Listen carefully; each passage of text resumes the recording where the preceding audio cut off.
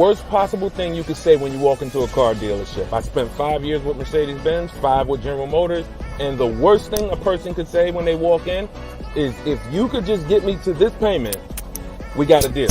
So your loan's probably still like 19, which means you got to pay to get out. You're upside down. It's called negative equity.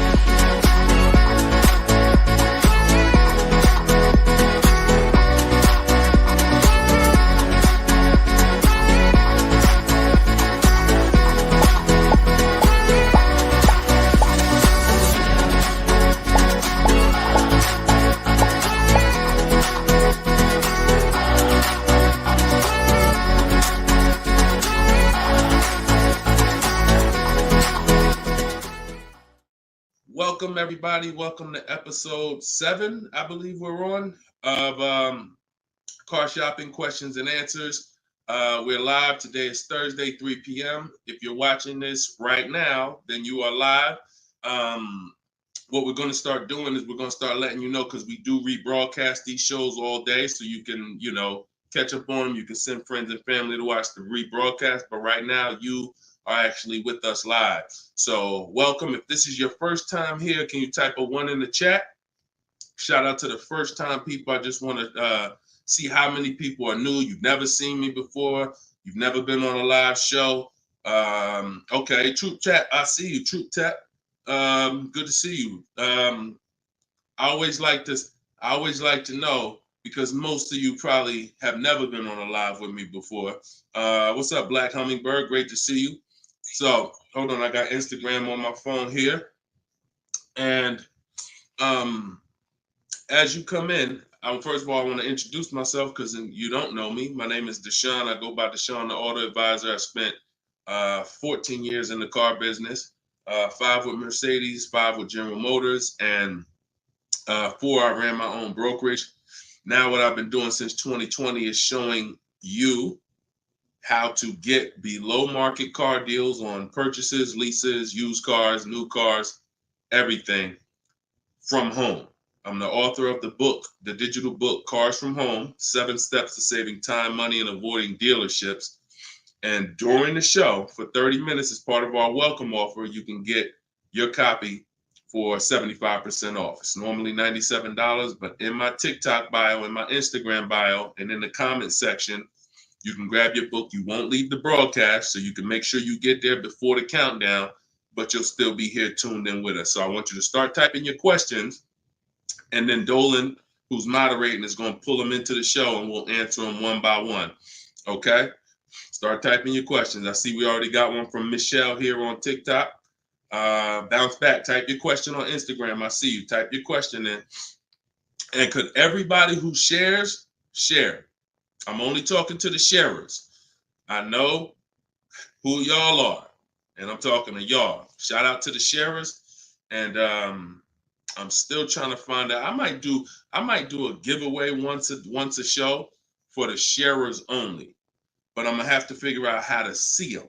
So I got to figure out, maybe you screenshot that you shared, and we trying to do something special for y'all above and beyond, because we can't grow this show without y'all. The ones who tell your friends, the ones who invite your friends, the one who tag your friends, the one who hit those share buttons.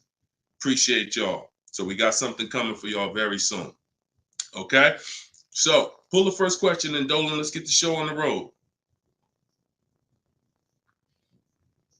Okay, this one's from TikTok. Leasing and maintenance versus purchasing and maintenance. Great question. So with a lease, most times all you're doing is oil changes, tire rotations.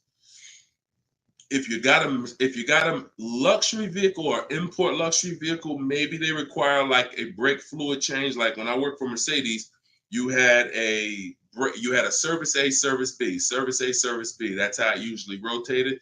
And the service B was, a brake fluid change, but it's pretty cut and dry because it's a new car.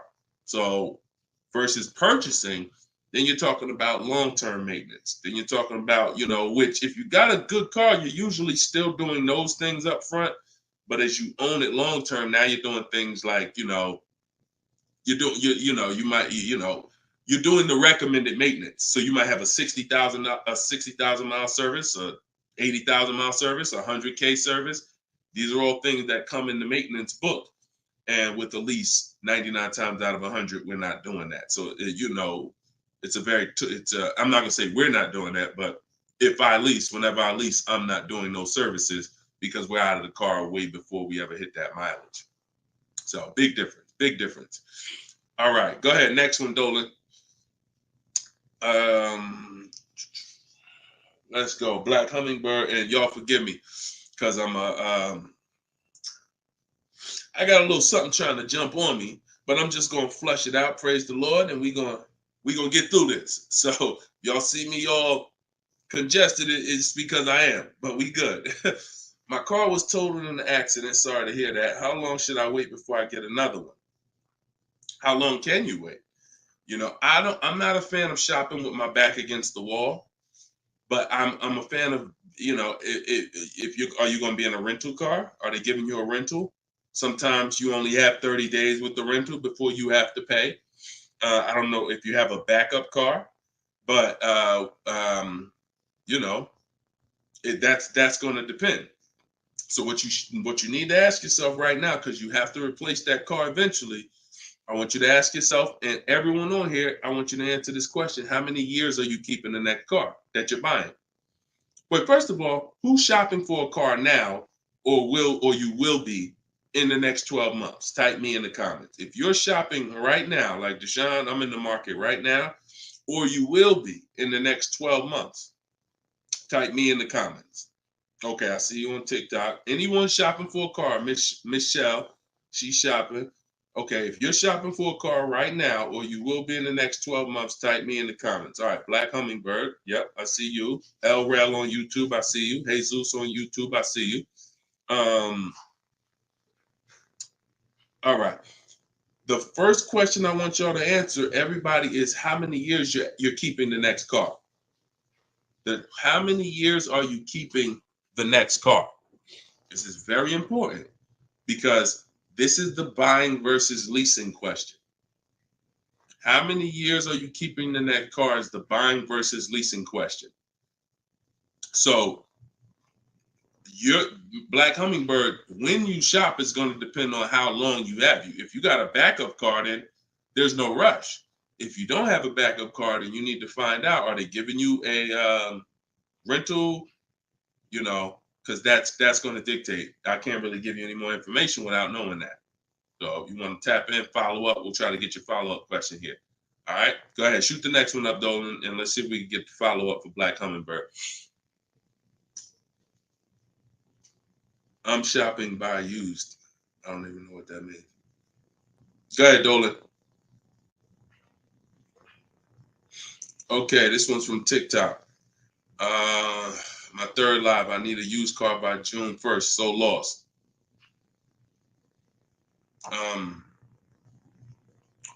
Where you lost? Everyone learns differently. So you have to ask yourself, how do you learn? There are people on these lives, we've already gotten DMs and emails saying that people use the show, they use the strategy, and they got cars. So we've already got, and we've only been doing these shows for a couple weeks now. That's because they can learn that way. Somebody else who can't, you got to be honest with yourself, but I give you the information in multiple different ways. In my book, if you're a book person, in my video library, it's up to you. But if you're sitting here, because everything we do on this show, I try to break it down. No, we don't rush through answers. I don't give y'all one-word answers. Every question, we pretty much take it and we break it down to the nth degree. And some of the things you guys have similar questions, so we've answered them on multiple shows. But you have to know how you learn in order for you to win. Okay? If you're lost here, then you could stick around and we'll continue to do what we do here. But you have to know how you learn. That's why we make information available in a multitude of ways. You see people who have my book. Some people could piece deals together with my social media videos, even though they're all different topics. Used cars, buying cash, leases, they're all different types. So you got to really piece them together. Some people do it that way. It's up to you. But don't just sit there struggling, man. Not at the cost of what it costs. Not at what it costs. All my information is available and it's affordable. Some of it's free, a lot of it is free. But every single product I offer, from my coaching program to my book, it's all affordable. So get in where you fit in, brother. That's really the best advice I could give you. All right, go ahead, Dolan. Shoot the next question.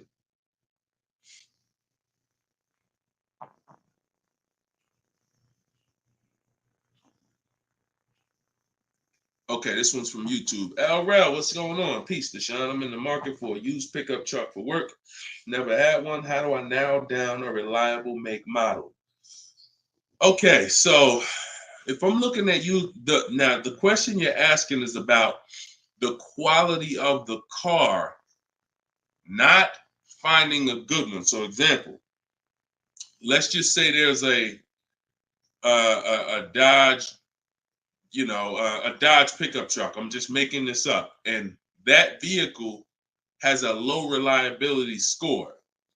It doesn't matter if I go find a good one and I use my steps, the steps I'm going to go over with you to find a great used car, because the car overall has a low reliability score.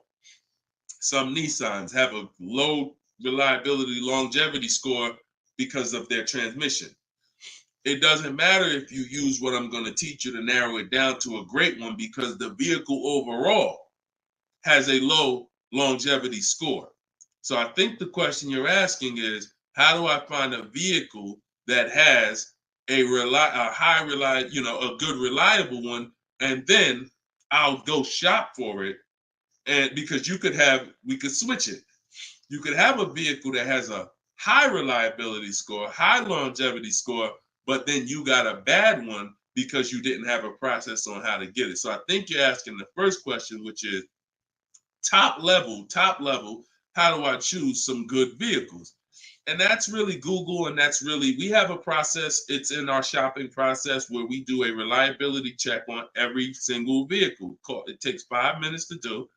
You're going to type in the specific year, because years change. You might have a 2019 that has low reliability scores. In 2020, they fixed it. So we got to make sure we're adding the year when we do this Google search.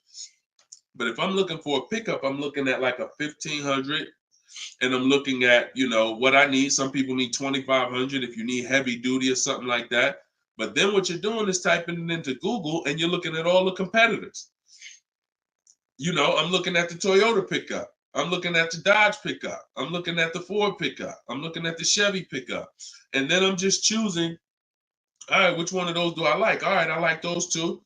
Then I'm deciding which one I'm going to like. Now, if you're buying used, you can't test drive it, because you can't test drive a used car until literally you're ready to take it home. You can't go and test drive one here, because the one you end up getting may drive totally different. That's just the way it is with used cars.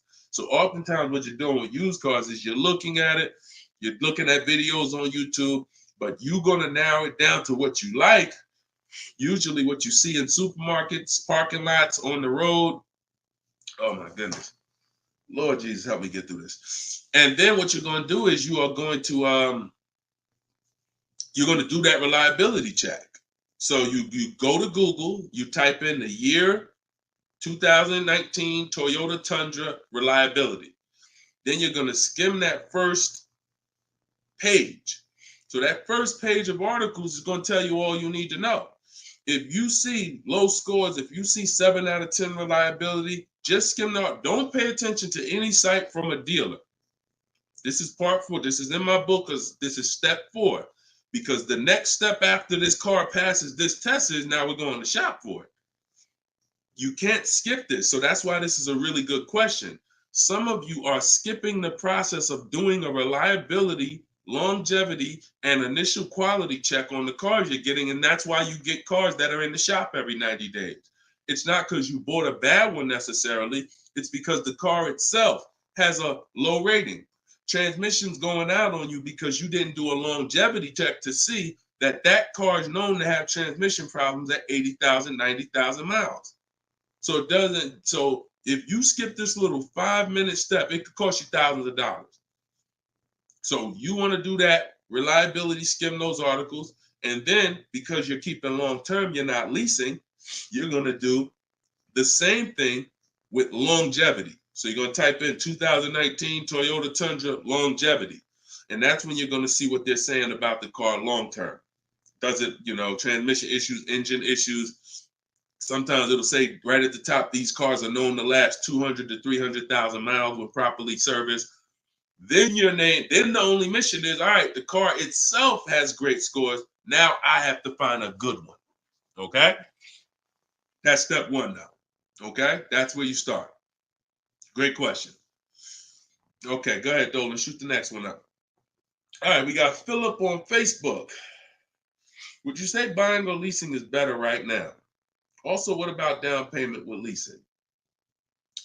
So, all right, you should never be in a position where you're asking yourself, should I buy or lease this car? Based on what you feel.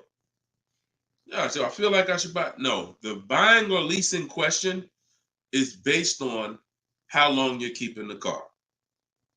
I have something that I do that I teach called the 8-year rule. The 8-year rule says that if you're not buying a car to keep at least 8 years, you should be shopping for a lease. Reason being is there is no way for you to get a great deal on a car if you buy it when you should have leased it. Because lease deals, when you get a great lease deal, it's so good, it's so low, it's so much less money out of pocket that it will take a buyer years to catch up with you. We did a scenario in the last show where we compared this deal that one of our students got, Frina, who uses my stuff. And anyone who's using my stuff is going to get these deals if you follow my process. It's not, you don't have to be great. You could be a bad negotiator. It doesn't matter. As long as you know how to use a computer and do copy and paste, you can get these deals. But we compared her deal, which she got at $579 a month on this $65,000 car, and we compared it to a purchase, which would be literally $900, $1,000 a month. So how do we make this decision? Very simple. If you are not buying your car to keep for 8 years, you should be leasing it, because in the middle, y'all know when I break this out, if you've been on the show before, this is the depreciation scale. This is how your car goes down in value. I know some of you have been taught, I want to buy my car, I drive as much as I want. I don't want to pay for the miles. But you're paying for your miles. Because check this out. You buy your car here for $30,000. A year later, even if you don't drive it, it's no longer worth $30,000. At best, it's worth $22,000. If you don't drive it 1 mile, it's probably worth $25,000. You lost $5,000 and you never drove it 1 mile. That's depreciation. So your car is depreciating like this. Year 1, year 2, year 3. That's why you flipping these cars, buying cars, trading them in 6 months, a year. You're losing at least $5,000, $10,000, but they'll hide it in a monthly payment. See, a cash buyer, you never do this. Some of you who are like, I pay cash, you never do it. You never buy a car, turn around, I don't like the car, I'm gonna trade this thing in. Because when you come in and they tell you, well, I know you just paid 35, but we can only give you 28. I just bought the car 6 months ago. You know what I mean? I lost $7,000 that fast? Yep, at least. You're like, all right, I'm not doing that. But with a payment, they'll hide it in a payment, and you don't understand. You just lost $7,000 in 6 months. So this is how you have to see this short-term ownership when you buy a car. My car is going down in value 20% the first year, 15% the third year. It's losing thousands of dollars. But if I keep it a long time, 7 years, 8 years, it starts to level out where I'm not losing that money anymore. If you have a car outside your house right now that you've had for more than 8 years, I want you to type the number of years you've had the car. Everybody on here, we're live. This is our 3 p.m. Thursday live show. This isn't a rebroadcast.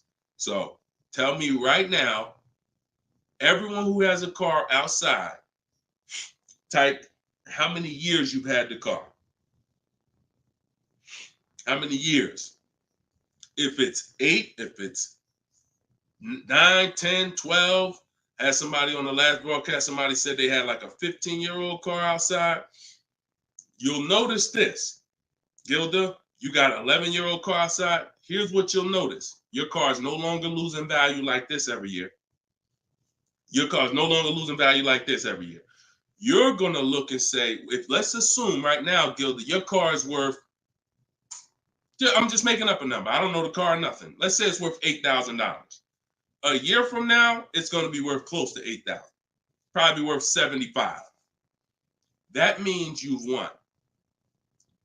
So when you're trying to, when you are buying, wow, Carol's has a 18-year-old car outside. So that means you've won, because this is how you win with a purchase. And pay very close attention to what I'm about to say.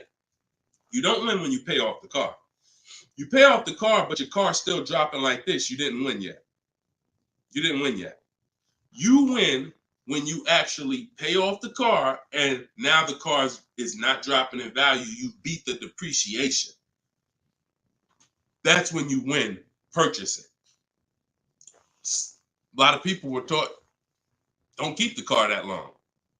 And that's where you're losing. That's why leasing is for you. Because there's only two ways you're going to avoid those hits. You're either going to keep the car long enough to get to where people like Gilda and Carol are. Look, Big Rich has these are people who kept cars long term, or you're going to get great lease deals where you're paying pennies on the dollar and you're winning. But those of you who are stuck in the middle, we got to get you out the middle, because you are losing the most money. You buy cars, you resell them. You buy cars, you trade them in 2 years, 3 years, you're losing the most money. You lease, but then you buy the lease. You're losing the most money. You're stuck in the middle. You got to pick a side. There's only two ways to win. Great lease deals, long-term ownership. Anything in the middle, you're losing thousands and thousands of dollars in depreciation. All right, we clear? All right, perfect. Shoot the next one up, Dolan. I see you, Luscious. I purchased the book. Awesome. Congratulations. Enjoy it. This whole show is sponsored by my new book, y'all. It's called Car Shopping. It's called Cars from Home. 7 Steps to Saving Time, Money, and Avoiding Dealers. So we have a welcome special. So you can get your book for 75% off the whole broadcast. Well, 30 minutes. It's normally $97, but you can get yours. We're rated 4.94 on Goodreads. You can get yours for $24 as long as you get to my bio before the 30 minutes expires. And $97 is a great price. Because here's the thing. I got a lot of books on my shelf. I cannot tell you a lot of books that saved me a lot of money. And my goal for this book was to be one of the books where you look at and say, man, this book right here has saved me thousands and tens of thousands of dollars. And that's my goal for the book. And we've been doing well at that. So, all right, this one's from Instagram. Mission Green.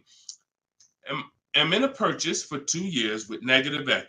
Want to get into a lease. How can I walk away with the least out-of-pocket cap? So, you're in a purchase right now. You realize, Deshone, I'm not keeping my cars 8 years. I want to transition to a lease. Okay, so what you're going to do, the first thing you're going to do is an equity assessment. Equity assessment is when you find out you're going to get the highest bid, because we never sell a car. We don't trade cars. We never replace a car without getting bids on it. We never buy a car without getting bids on it. We never take a loan without getting bids. So what we are doing is we need to get bids, because bids are going to tell us what is the highest offer we can get for our car, which means that would be the smallest amount of negative equity we could possibly have. So as you get these bids, you're going to get your payoff from your bank, call your bank, get your payoff, then go to CarMax. We like to get 6 bids. CarMax, Driveway, Carvana, Kelly's Blue Book Instant Cash Offer. Do not use kellysbluebook.com. It's nothing but a marketing website that it does us no good. Kelly's Blue Book Instant Cash Offer. Auto Nation Sell My Car, and Car Guru Sell My Car. Now, that'll get you 6 offers. And once you have those 6 offers, you'll know this is what my best case scenario is when it comes to my negative equity. That's my best case. There's 2 ways to get out of negative equity and get a car. There's 3 ways to get out of negative equity, but one of them doesn't lead to a car right now. So we're talking about the first option. That's what you do, and you want to pay the difference. So you're going to get all those bids, and you're going to look and say, okay, I got a $4,000 negative equity if I sell my car to AutoNation. They're the highest bid. Highest bid, $4,000 negative equity. I would not be taking any other money other than the putting it to the negative equity. If you got $4,000 in your pocket or anything and you're like, hey, should I put this down? No, we're going to get the next car with no money down. We need to minimize our negative equity by taking the highest offer from the online bidders.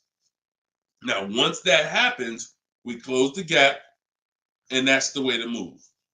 That's the best case scenario. So if you can't do that, then what you're going to do is you have to trade. This is the only time we trade cars. There is no other time where we are going to trade a car, because you don't get the most money trading a car. You don't get the most money trading anything. If you think about it, if you got a lawnmower and I got a bike, and I'm like, man, look, I'll trade you my bike for your I'll trade you my bike for your lawnmower. Neither one of us is really getting the most money that we could get. That's a trade. It's like a little compromise. I take a little less because I got something you want, you got something I want. It's different than me saying, you know what, I got a bike. Let me see the most money I can get for my bike, and then I come back and pay you for the lawnmower. And this is how you have to see it. This is why we don't trade.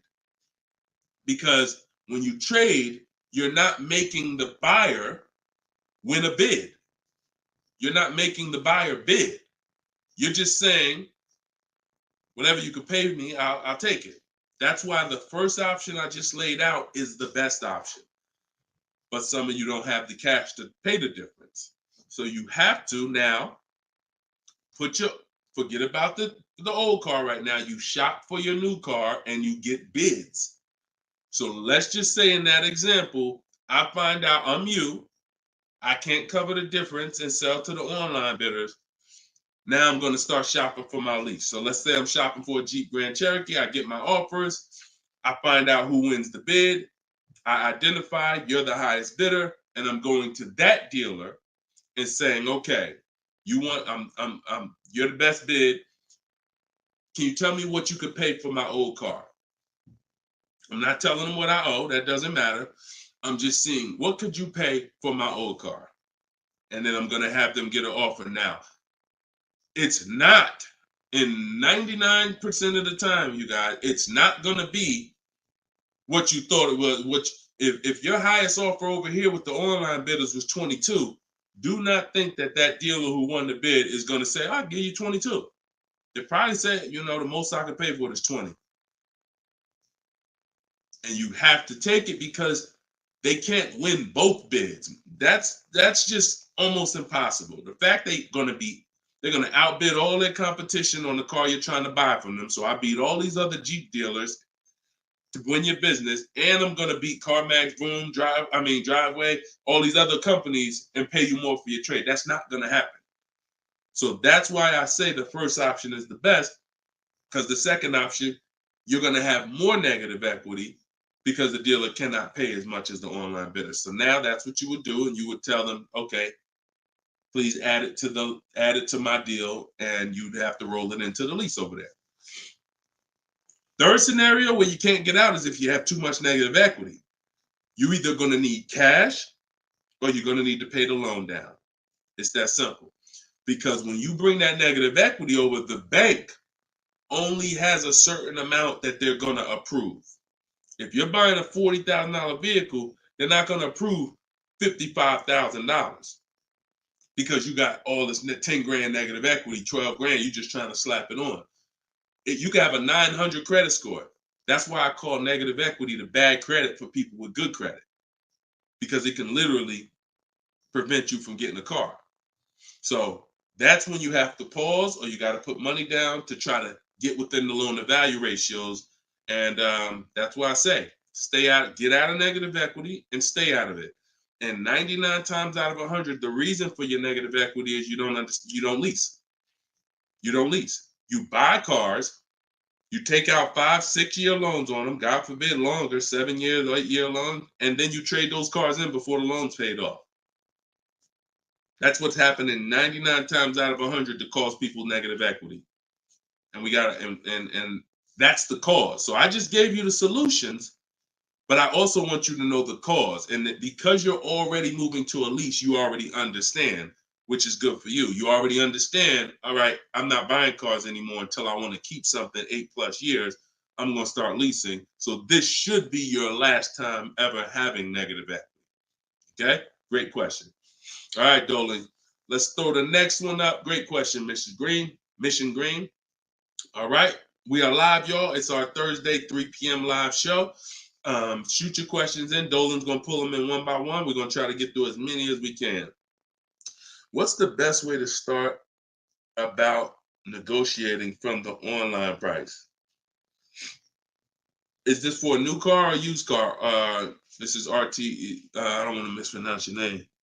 How do I get your book? S. Lewis, it's in the comments. Dolan, can you make sure we got the comment for S. Lewis here on YouTube? For those on YouTube, in the comment, we should have a pinned comment where you can just click it. You go to deshonsbook.com, or you might be watching us on a screen. If you're watching us on a television screen, you can scan that QR code with your phone, and you can get it that way. If you're watching us on TikTok or Instagram, you can go to my bio. There's a link in my bio, and you can grab your copy. And you won't leave the broadcast. You'll still be able to hear us, but you can get your copy before that 30 minutes expires and the book goes back up to $97. Okay, when are you really live? I'm live right now, TFD. I don't want to mess up your name. So, all right. So I can't wait for you to answer, but what's the best way to start negotiating from the online price? So let's just assume are you talking about a used car? If you're talking about a used car, here's what you got to know. There's two types of dealers. One dealer posts great prices and sells cars very fast. That's I didn't witness this until I worked for a Lexus deal. I worked for Lexus for like 6 months. It wasn't for me. Great car, but it wasn't for me as far as the dealership. It's just I had already sold Mercedes. Mercedes was a little bit more exciting clientele because it's just a bunch of different people. There's luxury people, there's sports people, there's performance people. So I went back to Mercedes. But what I saw with this dealership was big on volume.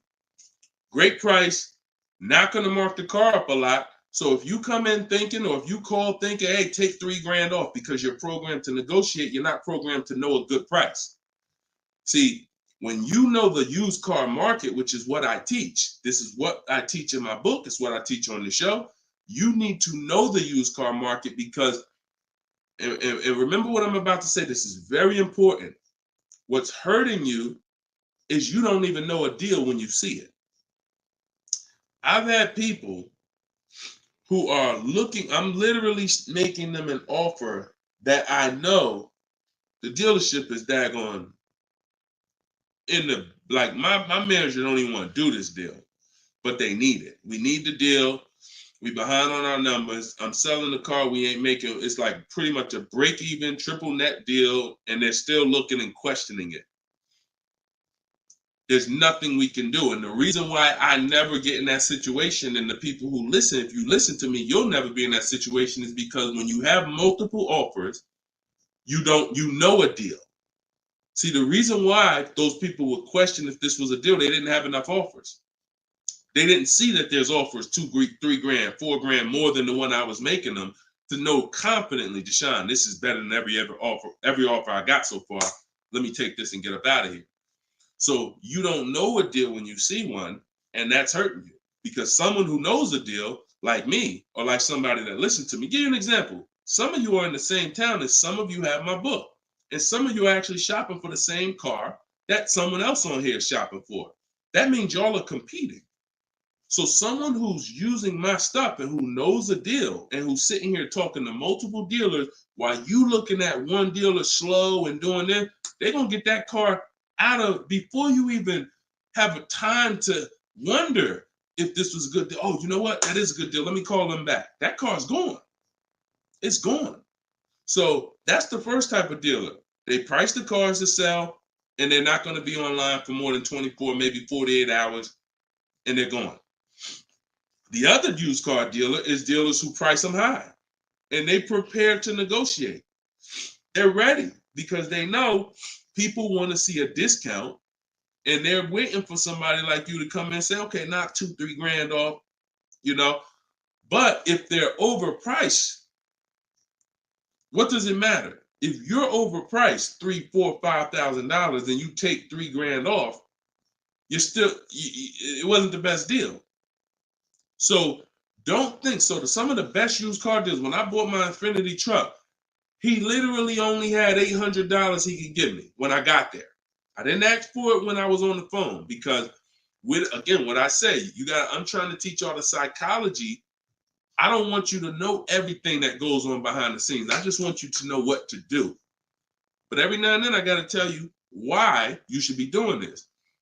When that car comes on, and that dealer knows this is the best price in the market, this car is not going to last for 48 hours. You call them and say, hey, could you do another 1,000 off? Click, not even interested. One, the car just got here. I don't know who you are. I don't know if you're serious. Listen, we ain't got no time for that. What we do when we find that best car is we know we've done all our research online from home. I'm on my way. Only thing I need to know is, has the car been smoked in? Because I can't see that online. That's the only thing. We verify that there's no fake fees, because some dealers will price a car low and then they add fake fees because they want you to come without even asking them about the fees. And the second type will, hey, the car's been smoked in, and if you don't ask them, you'll get there and be like, oh, car smells like smoke. That's the only two things we verify. No bogus fees. Nope, hasn't been smoked in. I'm on my way. Then when I get there, we test drive. Car meets our test drive. All right, boom. Can you do another 500 off, 700 off? Because I already know it's the best price in the market. See, when you know the market, you negotiate intelligently. When you don't know the market, you come in, hey, listen, take $3 grand off. You don't realize you look ridiculous. I don't want you looking ridiculous saying, yo, man, I can't do it. You haven't done your research. I don't want you leaving, oh man, that dealer don't want to make a deal. No, you didn't know a deal. And you leaving and you like, oh man, I'm gonna find somebody. So this is the science of car shopping online. This is the science. You gotta be able to know, is this car the best price in the market? If so, I'm not gonna ask for any discount until I get there. Because once they see me, I drove it, they know I'm serious. I know the car's the best price in the market. Hey, can you do another 500? Even if they say no, I know they won. All right, I won. But if they say, yeah, listen, I wouldn't normally do it because the car just got here, which is true. I know that. But, you're here. We want, all right, $500, we got it. Or, hey, look, can we split it? I really don't have the room. In which case, we know they're telling the truth because we know the market. You got it. We'll do it. This is how you get below market used car deals. You don't just stumble onto them. You get what I'm saying? Is everybody clear on that? Type clear if y'all are following what I'm saying. Clear if you're following what I'm saying. You're not going to accidentally stumble into a below market deal. It takes strategy to get below market deals. If everybody could get below market deals, they wouldn't be below market deals. They'd be average deals. Does that make sense? All right, glad we clear. I see you, Michelle. All right, shoot the next question up, Dolan. Let's roll. Let's keep it going. I see you, Rose, on Facebook. All right, Blooming Chosen One from Instagram. Almost done closing at 1%. Let's go. Come on. Come on. That's what I want to hear. Come on. If y'all don't understand, Blooming Chosen One is about to close a 1% lease deal. That means her lease pay, I'm assuming that this is a woman. I can't see, so forgive me if there's no picture. She's about to close a lease deal at 1%. which means her lease payment is 1% of the MSRP, no money down. I just want to make sure it's clear, chosen one. We don't, if it's money down, it's not 1%. It should be like $400 a month. I'm giving you $400, car's $40,000. That's 1%. So, any tips on techniques for finding great deals on insurance? I use Insurify or I use Jerry. These are apps that shop on websites that shop multiple carriers. And I know it's Kayak and stuff like that, but what I found is Insurify has like insurance companies that we don't know about. It's painful shopping for insurance unless you have something that's actually, because think about all the insurance companies around us that will want to give us auto insurance. We don't know about them now. Small companies, they don't have the advertising budgets. So you want a tool that's going to connect you with all these insurance companies, not just the big name ones that we all know, Liberty Mutual, State Farm, that got the, $1 billion marketing budget. Some of the smaller insurance companies, we want to get those offers. And so Insurify.com, I'm not sponsored by them. I just love multiple offers. So I love multiple offers. And so any tool that gets me multiple offers on anything, I love. So yeah, that's what I would say. So keep me posted. I told you I want to see your deals. See, she ain't even say what car she's looking at. That's how we know. See, people with no skills, all they talk about is the car. Just got the new Range Rover. Yep, just treated myself. Retirement gift. All they talk about is the car. And I'm not stepping on your toes, but you like Deshone, that's me. That's me. I know who I'm talking to. When you start getting skills and buying cars, making people bid 90 minutes from home, using my systems, the first thing that you're excited about is the deal. The car is second, but the deals, once this deal's closed, now I'll get excited about the car. All right, good job. Great job. I love it. Go ahead, shoot the next one up, Dolan. All right, from TikTok. Is it true that there is no need for down payment? That if you do it, it goes to the salesperson's commission. If you do it wrong, if you are doing a down payment, it's between you and the lender. If you go in and you're a payment shopper, then your down payment is usually going to go to commission. A payment shopper says things like, how much does that car cost a month? Okay, that's a little high. Could you get it to, could you get it like under 6? As a payment shopper. No idea about the numbers, just talking about payments. If you stop doing that, and if you've done that, see, I don't want to, look, I hope we're building a community here where people could be honest. If you've done that, type ouch in the comments. If you've gone into a dealer, looked at a car, and said, how much those run a month? What kind of monthly payments are on those? And I know that there's some people who are not gonna be honest, but this is how a lot of people shop. It's a payment thing. Yeah, okay. I appreciate it. I see. All right. I see we got some. All right, we got some people being honest in here. I see you. I see you, Michelle. I see you, Bye Lion. Not Michelle.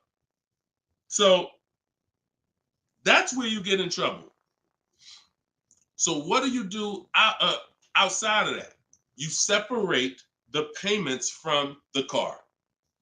The payment you handle when you're shopping for, look, Byron on YouTube said, ouch, just experienced this past weekend. It's terrible out here. It's great out here for us, okay?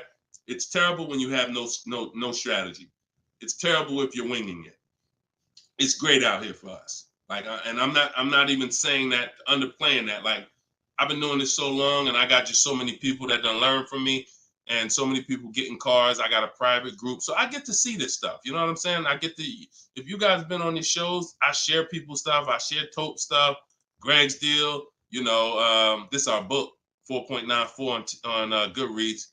Get your book 75% off, or you can wait and miss the 75. You can pay 97. Either way, it's worth it. Either way, but $24 is better than $97. In my TikTok bio, you got 30 minutes, or in my Instagram bio. But check this out, Kimberly's deal. She saved 20 grand off her Maserati. Look, Bonita, middle of the pandemic. So we've been hearing since we started this whole thing, yo, it's terrible out here. Man, there's no deals out here. Middle of the pandemic. Look, December 2022.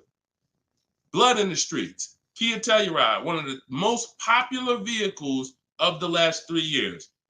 Bonita, from home. Kia, 2023. 600 down, 600 a month. People paying $800-900. It's people right now that's going to watch this broadcast that has this particular car paying $700,000-900,000 a month for it. This same vehicle. So, Charles, Hyundai Palisade, top 5 most popular vehicles the last 5 years in this category. Look, $597 a month, $48,000 truck. So it's what you know. In fact, it's what you don't know. So I would tell you, yes, when you are winging it, when you shopping, when you just winging it, yeah, Byron, it's gonna seem like, man, it's horrible out here. When you step back and start using my bidding systems and letting these deals come to you, letting loans come to you, you're gonna feel like you're in control. You call the shots. Okay? So that's what I want everybody to know. It's all perspective. You know, somebody who's never had a fight in their life may be like, oh, shoot, I'm gonna lose this fight. Mike Tyson, he's not worried about losing a fight. And I hope he's not throwing this fight. So, another end. It's all about what you know. You learn better skills, you get different results. You keep the same skills, keep shopping like our grandparents shop, keep shopping like our parents shop when there was no internet, keep shopping like it's 2005, you're going to get those same results. All right? Everything I'm talking about, y'all, is in my book. This whole show is sponsored by my book, Cars from Home, 7 Steps to Saving Time, Money, and Avoiding Dealerships. My whole shopping system is in there. You can get yours in my bio. I just said that. So go ahead, Dolan. Shoot that next question up that you had up on the screen.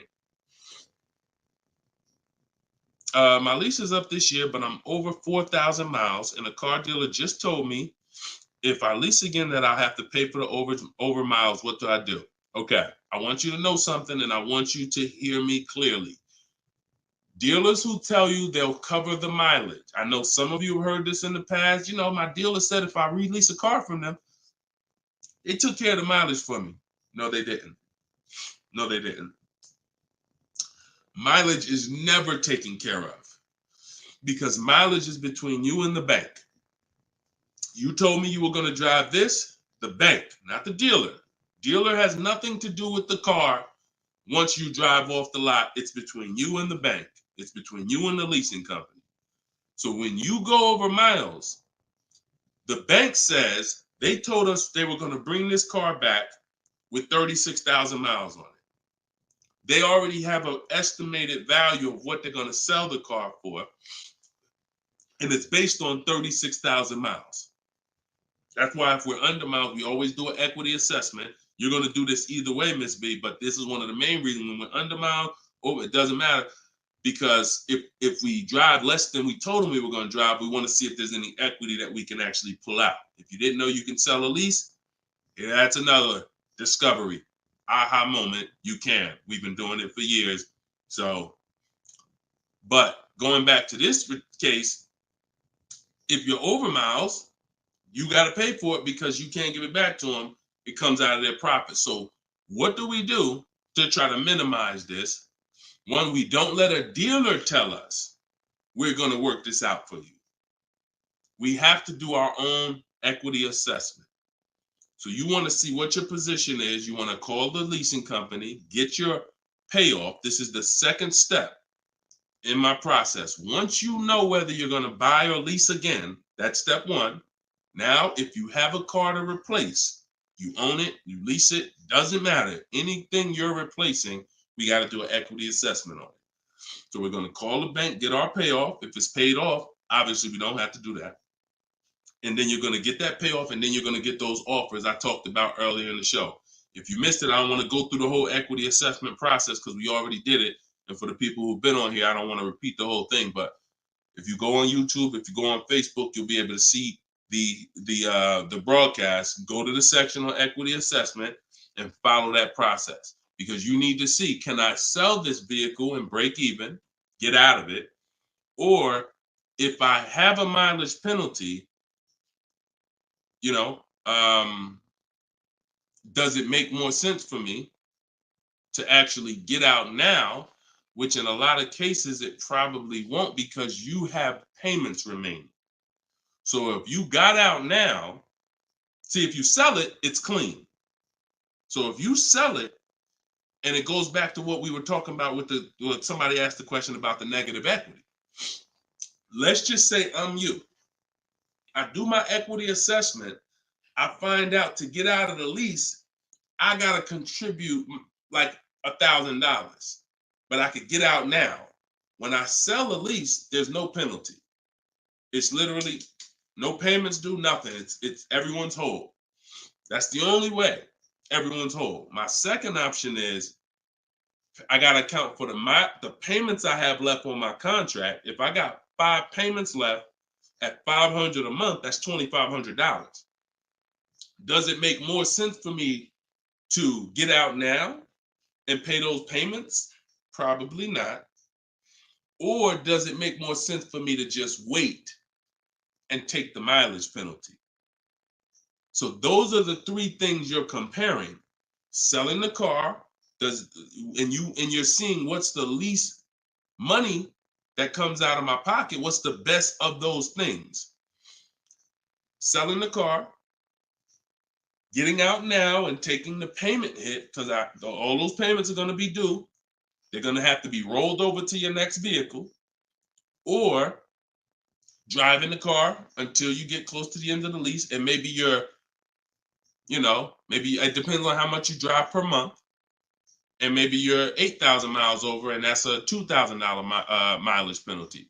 So these are the things you have to think about. But I'm telling you that if you just walk into a dealer and say, hey, could you work this up for me? Now you don't even have the luxury of guaranteeing you got the best price on the car. So now, because they see you as desperate, oh, she needs help. She don't know what she's doing. So let's just work these numbers, move these numbers around, and tell her, hey, we got you to this payment. Does that work? Now you're a payment shopper and you don't even know. Just give me to a monthly payment that makes sense. You didn't realize that you overpaid, and they're packing that deal, and you overpaid by probably $4 or $5 grand because you wanted to let them do it. So those are 3 scenarios, and it all starts with the equity assessment. Because like I said, you might be able to do that equity assessment and find out, oh, I could come up with $1,000 and I'm out of this thing clean right now. Or you might break even. It depends. That's why it's always an equity assessment. Equity assessment is probably everything in our process is important, but my God, skipping the equity assessment, you're skipping probably half of your transaction. Okay? And if you don't know how to do equity assessment, watch the show earlier. If you have my book, it's all in there. It's up to you. Go ahead, Dola, shoot the next question. Bought your book. Thank you for doing this. Thank you, Michelle. Enjoy it. Use it. Use it and win. For the rest of your life, use that book. And it's a digital book, so you don't have to worry about when it needs updating. I just update it. You'll open it one day. Like, let's say you get your car now. A year from now, you open up that book and you're like, all right, I need another car. My spouse need a car. My child need a car. Man, wait a minute. There's different stuff in here.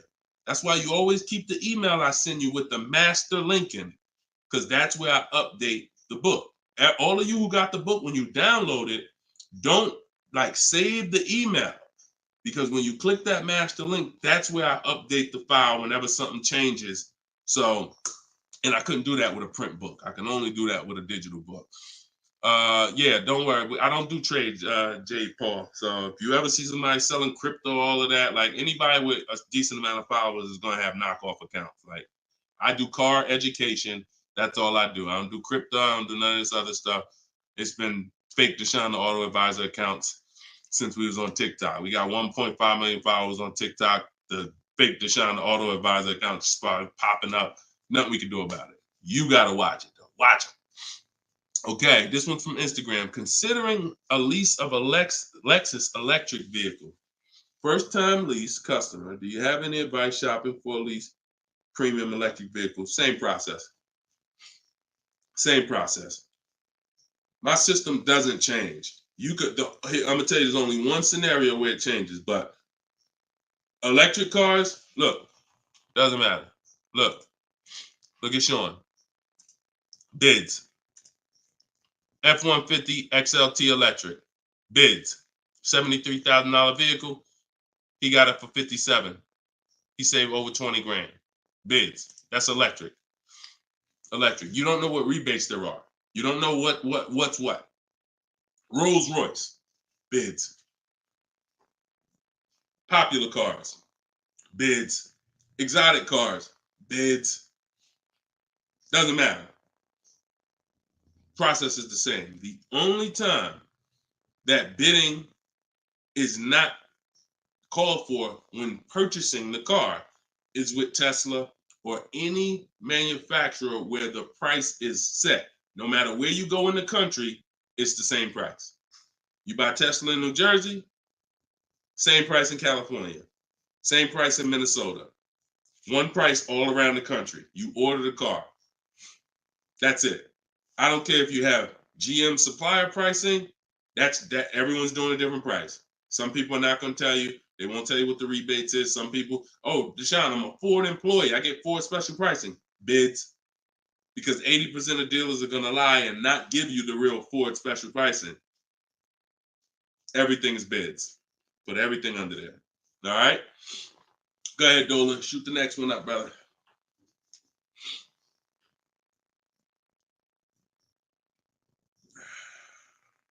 No, you don't bid. You don't bid, Coco. You're making people bid.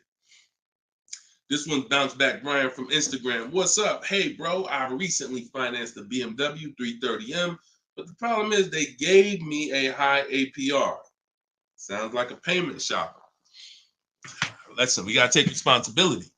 You accepted a high APR.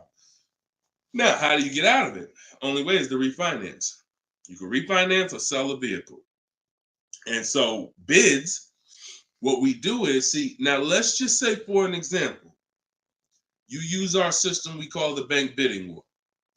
Bank bidding war is 3 rounds. We check to see if there's any special interest rates. 1, no special interest rates on the car, which a BMW 330M, probably not. You never know. But then if there's no special interest rates, we go and we get bids and we find a dealer that's going to sell us the BMW M for the lowest price.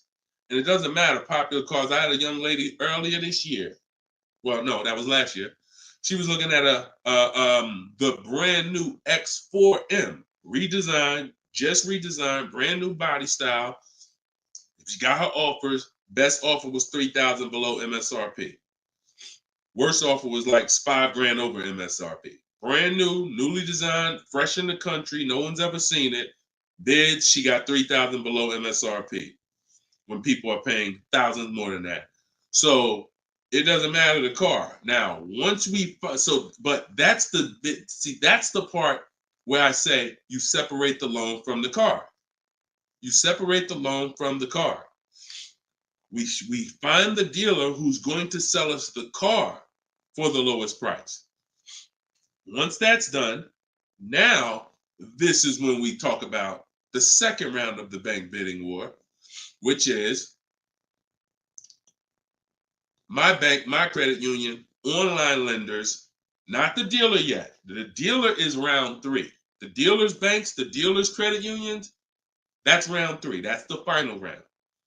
Second round is I'm coming home, getting my bank, my credit union, online, giving them my information, going online, car loans online, looking at everyone that I can find that gives car loans in my area, letting all these people run my credit, because if you do this right, it doesn't affect your credit other than one hard inquiry. It shows all the inquiries on your report, but when you rate shop using the bank bidding war strategy, at the end of the window, it only weighs on your credit like one hard inquiry.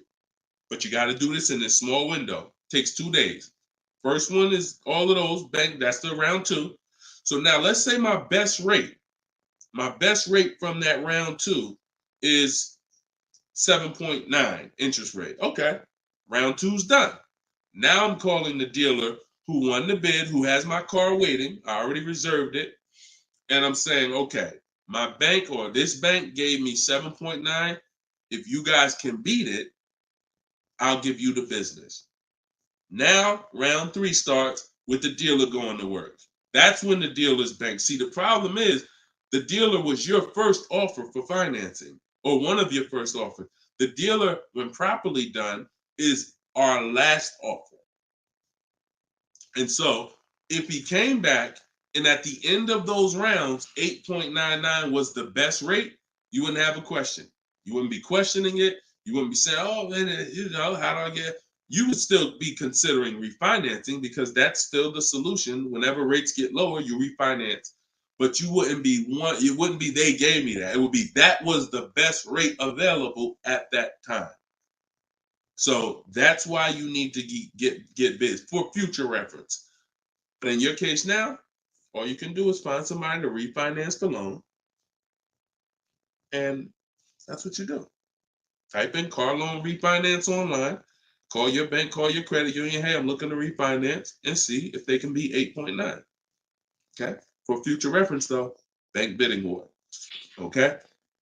And that's we gotta we need to. I want to get you to the point. You gotta. It's up to you. Use this. Everything I'm telling you is simple. Nothing I'm telling you is rocket ship building. This is all simple online processes from a computer. We got grandmothers doing it. We got introverts doing it. Doesn't matter. We don't even talk. Has anybody heard me say anything about talking? No. We're using online tools to get these processes done. That's why they work for everybody. If you had to talk, then yes, you could mess it up. But this is for the future reference. We want to guarantee that we got the best price. And the only way we're going to do that is with bids on everything. Okay? Go ahead, Dolan. Next question. Great question, though. All right. This one's from TikTok. Can24 Loco. Is a lease worth it if I know I'm going over the miles? You pick your miles. You pick your miles. I had somebody no, I don't even want to talk about him. Somewhere along the line they told him it was okay. So you pick the miles on the lease, and I would never in a million years pick less miles than I need. 10,000 miles per year, 12,000 miles per year, and here's what happens: if you see somebody who's intentionally picking less miles to save $20 and to go from 10,000 miles a year to 12,000 miles per year is probably like $20 a month. To go from 12,000 to 15,000 for most cars is probably another $25 a month.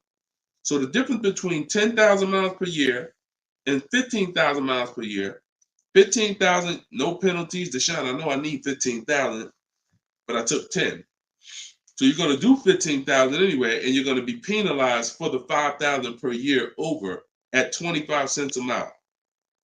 Instead of paying the additional $45 a month, which would be way less than the penalties, because 5,000 miles per year, 15,000 miles over at 25 cents a mile is $3,750. $45 a month times 3 years is $1,620. Numbers are numbers. $45 a month more to my lease contract from the beginning, because that's the mileage I really need. I'm paying $1,620 extra over 3 years to have a comfortable lease experience, no penalties, and I can enjoy my lease. Versus taking 10, knowing I'm going to drive 15, and then looking and saying, Dad, I'm over miles by 15,000 miles, and how can I avoid this almost $4,000 bill that's coming? Choose your mileage wisely. Deal structure. Step 3, I got a whole step in my process on deal structure. This falls under deal structure. So we never take a lease knowing we're going over the mileage. We just never do that. We're setting ourselves up to not enjoy the lease. For what? That's it. Step 3 in my process, I got part of deal structure. I got a section in my book on this, is choosing your mileage wisely, where you look and estimate how much you drive, Or if you have a car, you just look back and say, all right, I drive 12,000 miles per year. You can look back at what you drove. If you don't have a car, then you're just going to look and say, all right, how many miles do I drive to work? Okay, and you add the miles up, and you'll see throughout the year. Oh, plus I'm gonna take a vacation. I want to go down. I want to go on vacation 2 times a year. That's gonna be another 1,000 miles each. All right, perfect. I need 14,000 miles a year. It's a 5 to 8 minute exercise, but you haven't been taught to do it. So there's nothing in my. I don't skip anything because I've been doing this since 2006. I've seen thousands of scenarios working in dealerships, General Motors, Mercedes, thousands. And every time I see something that is horribly wrong, that's costing somebody money, I just made sure I added it to my process. Okay, I'm gonna make sure anybody who listens to me doesn't do that, because this is what happens when they do that. So we got to choose our mileage wisely to actually enjoy our lease. Okay. All right, y'all. Look, we hit 1 hour and 6 minutes. I'm gonna wrap it. I usually try to go like 1 hour and 15 minutes, but as y'all can see, I'm actually struggling to get through this. I need to go and get me some tea, and that's what I'm gonna do. This is our second show for the day, and some of you may be watching us on a rebroadcast, but right now we're live. We've been live Monday, Tuesday, just so y'all know, and I'll probably have a link in my bio by tomorrow to our calendar. But most days we're going live Monday and Tuesday, Thursday and Friday. We're going live at 12 noon Eastern time, 3 p.m. Eastern time. So that's when our show is going to air live. And every time you see us on a rebroadcast, we're going to have a sign on the top that says rebroadcast. So y'all know, okay, this is a rebroadcast. In case I couldn't watch the whole show, I was at work. So we rebroadcast all the time. But yes, always a pleasure, y'all. Let's keep winning. Shout out to the people who got my book. I appreciate y'all. Thank you to those who reviewed it, who helped us get to 4.94 on Goodreads.com. I appreciate you, and continue to use the book and continue to unlearn the bad stuff you learned about car buying. If you don't hear me say it, that's because I don't do it. And no one who listens to me does it. You hear somebody say, yeah, I was in the dealership. I was in there like 4 or 5 hours, but man, I was using what Deshone teach. You wasn't using what I teach, because we're not in dealerships more than 30 minutes. 30 minutes, tops. If we in there for more than 30 minutes, you could clearly say, this ain't what Deshone teach, because I'm only here to test drive, or I'm only here to pick up my car if they don't deliver. That's the Cars from Home way. So you can get your book in the bio, 75% off, as long as you didn't miss the countdown. Even if you missed it, it's $97. Great price, but all right. Let me get up out of here, y'all. And always a pleasure. God bless y'all. And make sure you like and subscribe if you enjoyed the content. Tell a friend. All right. I'll see y'all on the next show. God bless you all.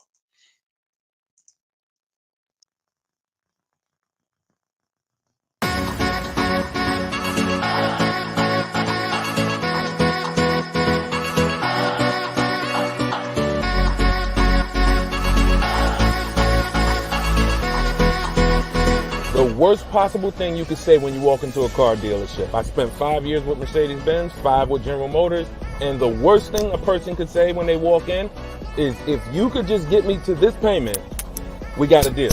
So your loan's probably still like 19, which means you got to pay to get out. You're upside down. It's called negative equity.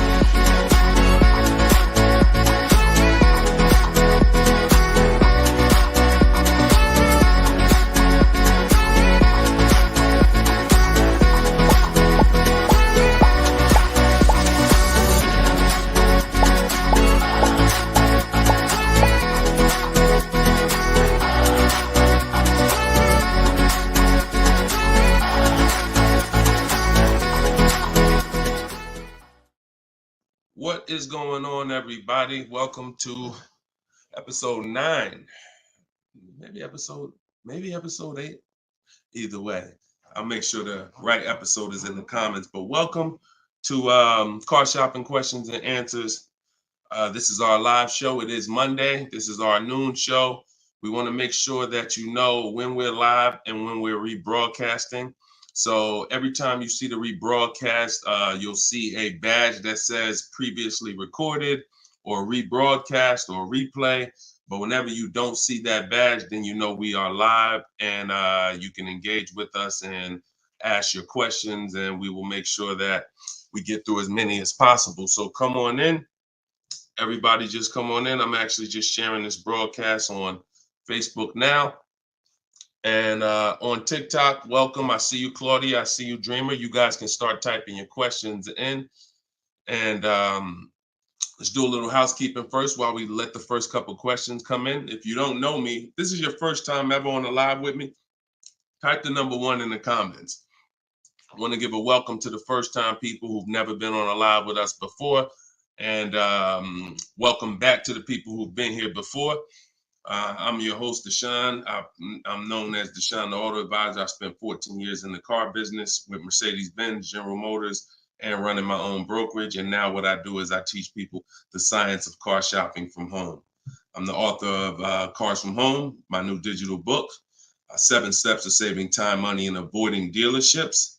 And everything that I talk about, everything if you've seen any of my social media videos, everything is based on one of the 7 steps in our shopping system. So we don't hold back.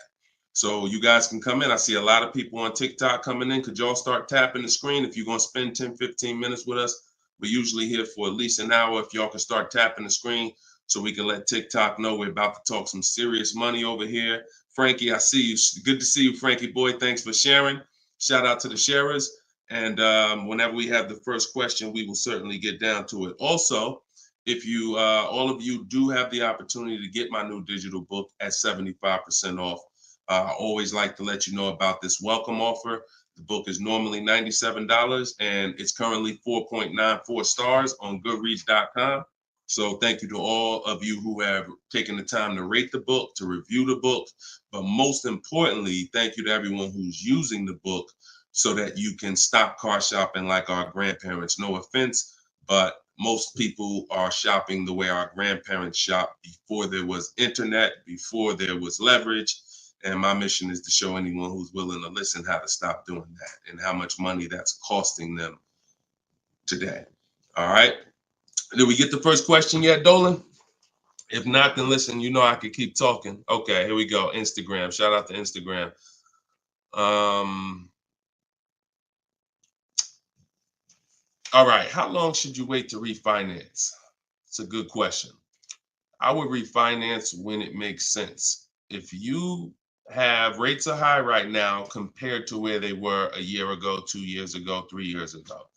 So if you guys are in a higher interest rate than you could qualify for today, then you want to refinance as soon as possible. If you have an 8% rate and you could refinance to a 6% rate, you guys know on this show, if I talk about the money, 2% on a $30,000 loan is thousands. That's not hundreds. So if you have it, on some of you have improved your credit. So you may have had a lower credit score a year or 2 years ago when you got your car, but now your credit score is higher. So you want to make sure you are following this guideline though. Most of the people who want to loan you money want you to take more for longer. That's just what they want you to do. I am of the mindset of you don't want to stretch the loan out long. You don't want to stretch the loan. You don't want to stretch the. So if you've already paid for a year or two, you don't want to stretch the loan out longer because they'll want you to take it longer. They'll tell you right up front, if you take a 6-year loan, your payment's going to be this. Meanwhile, you've already paid for 2 years. Don't fall in love with the new lower payment. Fall in love with paying as much as you can at the higher interest rate. So if you can pay a higher payment for 4 years, pay the highest payment you can to get the loan out of the way faster. Don't be tempted to stretch out the loan and go longer with it. Or else you're falling into that trap. Like I said, people want to loan you money, want to lend you more for longer. They take it for 6 years. You could always pay it off earlier. They're hoping you don't. Okay, so that's typically the rules of thumb that I like to follow. All right. This is from Instagram. Well, this is Luna. I was desperate and just got the first deal. I set a very high payment. Can I refinance for a smaller amount? Luna, weren't you on the show a couple days ago? I was desperate and just got the first deal. I set for a very high payment. Can I refinance for a smaller amount? It's probably going to be early for you to do that. Did you? Hold on one second. If you hold on, let me open the Instagram comments so I could actually see. I know Dolan's bringing the comments to the show, but I want to make sure I could actually see the Instagram comments. Hold on. Okay. So because if you just got the vehicle, I mean, you could try to refinance, but it depends on how high of a rate they gave you compared to what you could have gotten if you would have followed like our bank bidding war process. You bought a brand new 24 Mitsubishi. Okay. Haven't you been on the show, Luna? This isn't your first time, right? You've been here. You've been with us for a couple. You've been with us for oh, it was in December 2023. Okay. I appreciate it. Thanks for the information. That's why I wanted to see the comments so I could actually have the dialogue with you. Yeah, I mean, that's all you could do. You could try and you could try to refinance online. You can go on Google and type in auto refinance online and start to see what those companies look like and see if but you need to know your rate, and then you need to know what the companies that'll refinance you are offering you and see if it makes sense. If you got a higher rate than you could have gotten, then certainly you can refinance. If they got you the best rate that you could qualify, then you may have to wait a little longer, but usually, it doesn't hurt you to check, especially if you're in a considerably high interest rate. You certainly want to see if there's a possibility, because like I said, 2 points, 3 points on an interest rate is thousands of dollars, not hundreds. All right, TikTok, y'all gonna spend some time with us. Can y'all tap the screen and shoot the likes up if you're gonna talk money with us? Here's the thing, y'all. I'm gonna be honest with y'all. Y'all know I've been this way from day one, and I can't be any other way. I'm considering, and some of you know, I'm gonna tell y'all a story because I'm gonna keep this real, real, real, right? So in 2021, we did a podcast. It was called the Auto Advisors Podcast. The Auto Advisors Podcast got 10,000 downloads in the first 90 days, which was a great metric for a new podcast. I stopped it. You know why? Because we're in the way the podcast is, and I'm just keeping it 100% with y'all. I'm never gonna stop doing the information, but if people don't engage with the show, then we'll just keep the rebroadcast going. The rebroadcasts are great. I'm 100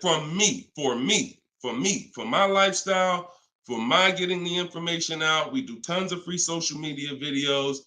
I just don't want y'all to be questioning, Dad, why Deshone not doing the live show anymore? Because the live show needs to make sense. I've been telling y'all to share. I look at the shares. I see the people who come regular. I see not a lot of people share. All good. I just want y'all to know that when you can't ask the questions and you got to just do the rebroadcast, that's going to be the reason why. That's really going to be the reason why. Because we can sit back and we can let this live stream go 24/7. I love it. Dolan runs it. It's great. We sell a lot of books throughout the day. People get their questions answered. It's great. If y'all like Deshone now, I would really like to ask questions and have the opportunity for my family to ask questions and get their questions answered, then y'all gonna have to show up. Y'all gonna have to show up. It's always been that way. Now, we're gonna have information everywhere for you. Free social media videos, my free masterclass is in my link in my bio. But if y'all want to keep this show going this way live and not just see 24/7 rebroadcast, then y'all gonna have to make sure y'all show up. And if we don't see the likes and we don't see the shares, then it's all good. That tells us everything we need to know. because there's nobody out there doing what we're doing right now. So if it was 20 other people doing these shows, then I understand. We got to make sure we're better than them. There's nobody doing what we're doing right now. So it's up to y'all. All right, so Dolan, let's go. TikTok question. Can I get a new lease with no money down and get the same car payment monthly, turning my lease in soon? But that depends on how good you're going to shop. See, if you got, a lot of people are going to be fooled into this conversation. Car salesman calling them saying, hey, I could get you out of your lease, keep your payment the same, and you'll be good. That's the conversation they're going to go for. Now they're going by 2021 and 2020, well, really 2021 payments, which were the highest in history. And what they're depending on is they're hoping that most people don't ask a question. You already been paying this, you already been paying the high payment. What if I could put you into 2024 for the same price? Meanwhile, those prices that you were paying were ridiculously high. All through the pandemic, most 99 probably percent of people were paying ridiculous payments. That's why I always show Bonita. So when you look at Bonita, Bonita is the one who got one of the most popular vehicles during the pandemic. It was a Kia Telluride 2022. She got it for $600 out of pocket, $600 a month. It was like a 1.25% lease. How? Sitting at home and shopping offers. So to answer your question, don't comply. Your deal is going to be based on how well you shop. And what I'm teaching you to do is to stop going into dealers because 80% of them are overpriced. So you're going to go into a dealer, do your test drive, and then you're going to come home and you need to get at least 5 offers. Now you could do it my way. In my book, I have a strategy called the 25 to 5. We go online, we go to the dealer's websites, we put in what we want, 25 dealers' websites. It's a copy and paste template.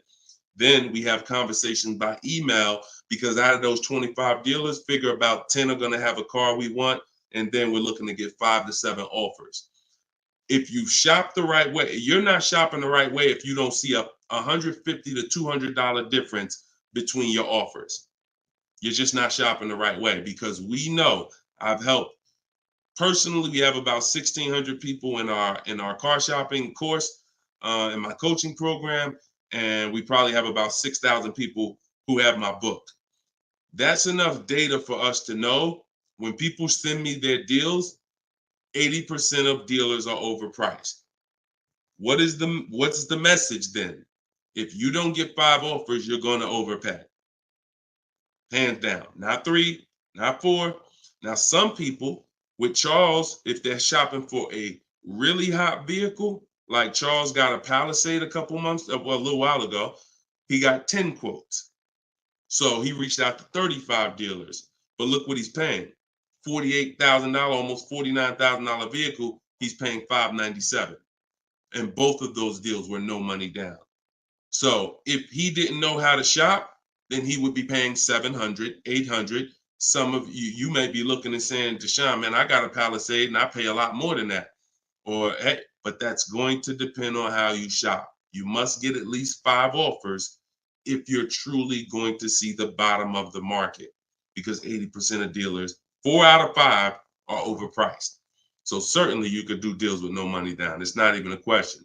And don't pay attention to commercials, because what you'll see is neither one of those 2 deals that I just showed you were from a commercial. They'll probably, when you look at what a commercial says you can lease a Kia Telluride for, especially or a Palisade for, especially a $50,000 Palisade, it would be a lot higher than this, and it would be with 1,000 down plus tax plus fees. That's why you can't pay attention to commercials. So that's the answer.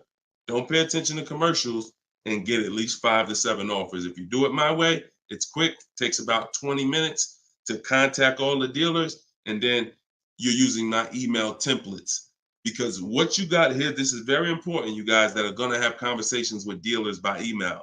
You must know how to keep the conversation on your terms. You must know how to keep the conversation moving forward when people ask you, hey, can we get on the phone?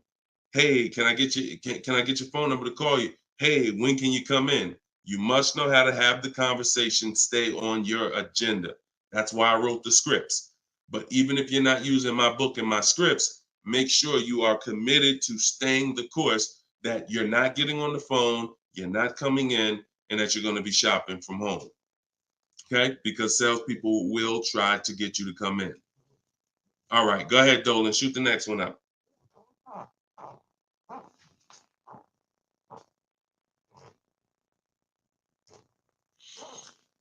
Okay. Hi, the dealer wants to run my credit card. I just watched one of your videos and you said don't let them do that. They want to run your credit card for what? Let's give Bless the chance to type. Are you purchasing something? They want to run your credit card to run your credit? Or did you mean they want to run your credit? What are they trying to run your credit for? I mean, your credit card for. Now, if you have made a deal with somebody, when we make a deal online, oh, you mean running your credit? For what? What's the purpose of you running my credit? And that's not even what the ad. See, when you request your offers, you're requesting your offers by email. And we're always telling them assume tier 1 credit. There's nothing else for us to focus on. What is the purpose? Now, again, let the 80% do what the 80% do. Lie, tell you stuff. You need to have other dealers in your inbox to know. Sometimes people say, well, Deshone, this dealer said, this one dealer said they don't lease. I said, okay. How many other dealers that you talked to said that? No one yet. Okay. When 80% of them say that, that means they don't lease that car. One dealer, they might be having customers come in, don't know what they're doing. Oh, yeah, no, we don't lease. Oh, okay. Well, I guess how much is it to purchase then? So let the 80% do what the 80% do. When we shop by the numbers, and when you shop by the numbers, you win, because if this dealer lies, the other dealer is exposed that they lied. So one dealer says I can't lease, and then 4 other ones give me a lease offer. Clearly, you were lying. So don't worry about what one dealer says ever. That's why you need to be having multiple conversations at all times. Trying to get my payoff, my car finance. Shoot Jerry's. Can you put Jerry's question up from Facebook here, Dolan? Okay, trying to get my payoff. Thank you, Dolan. My car finance company says contact dealer. Should I contact dealer? What the heck kind of broke leg, half-wit finance company you with if they telling you call a dealer for your payoff? What's the name of the company? What's the name of the company? You got to realize how the banks is in bed with some of these dealers, and you're going to understand that. The dealers couldn't have did Hyundai.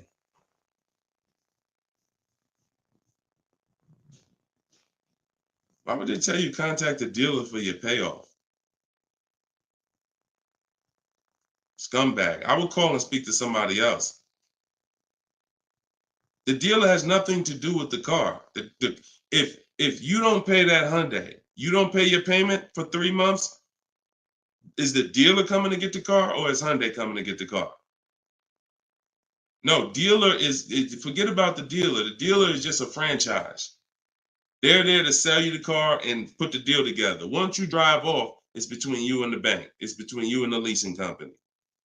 So why would the bank be telling you to go to the dealer? It's kind of like they're sending you, all right, so if you're calling for your payoff and the dealer says, oh, well, I'm going to charge you this much and this much and this much, because people will try to get their payoff, or people tried to buy their leases out, which is a terrible idea in most cases, but people were doing it and dealers were charging them a lot of money on top of their payoff, charging them fees on top of the payoff to buy their own lease. So I would call Hyundai and I'd ask for somebody else. I literally try to escalate that. Can I speak to a manager? Can I speak to somebody? Why are you telling me to call the dealer when the dealer is not who? The dealer has nothing to do with the car anymore at all. From the day you bought it, it's between you and the bank.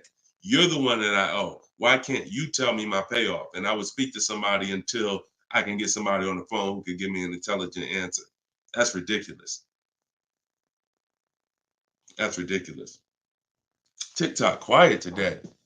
Y'all quiet on TikTok, boy. What's going on? Are y'all gonna send questions in? Let's keep them coming from Instagram then. TikTok, y'all usually be the ones sending the most questions. Let's go. What's up, Ron? What's up, James? Let's go. Type in your questions if you want. Let's go. We'll be here for about an hour. Deshone got the ebook.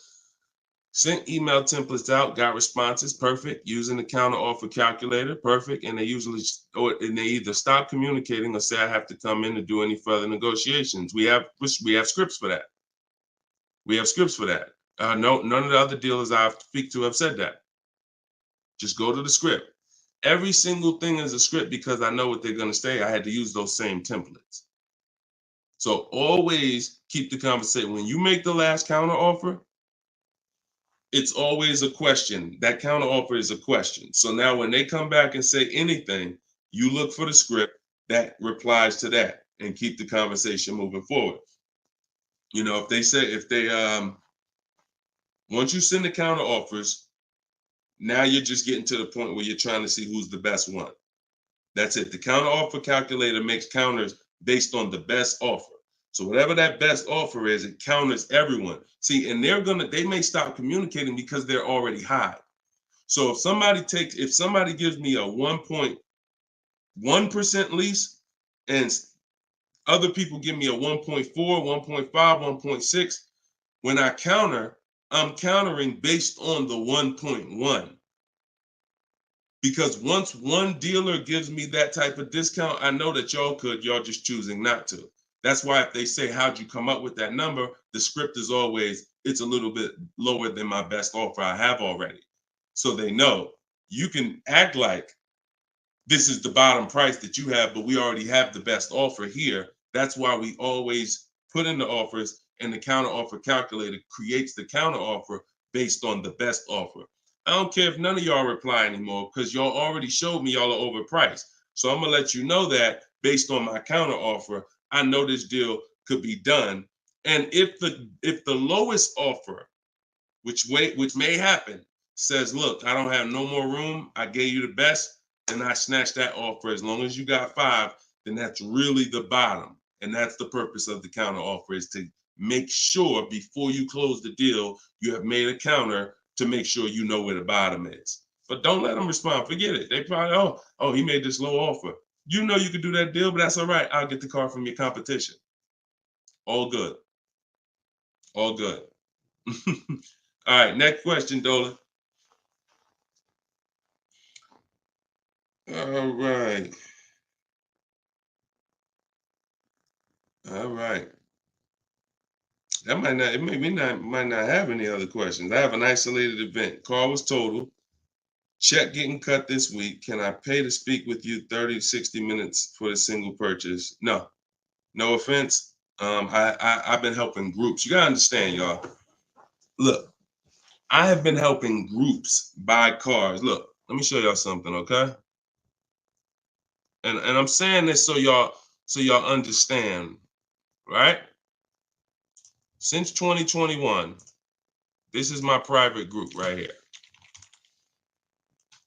All right. This is my private group. We have 1,400 people in the group. Now, not everybody who joins us in Maps Academy joins the group, because some people just don't come to Facebook. They'll come on my Zoom coaching calls. But this is how I help people one-on-one. Not even one-on-one. This is how, when you see, can everybody see this? I just want to make sure everybody can see this. This is how I work with people.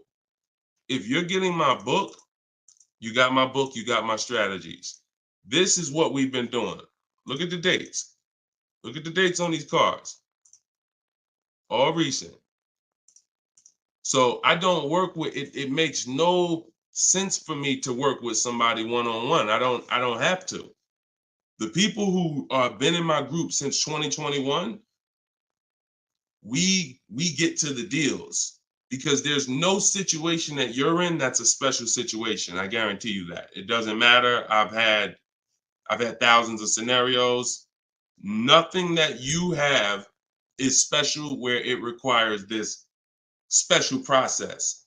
Your car got totaled, you need a car, you're going to follow the 7 steps. That's not going to change.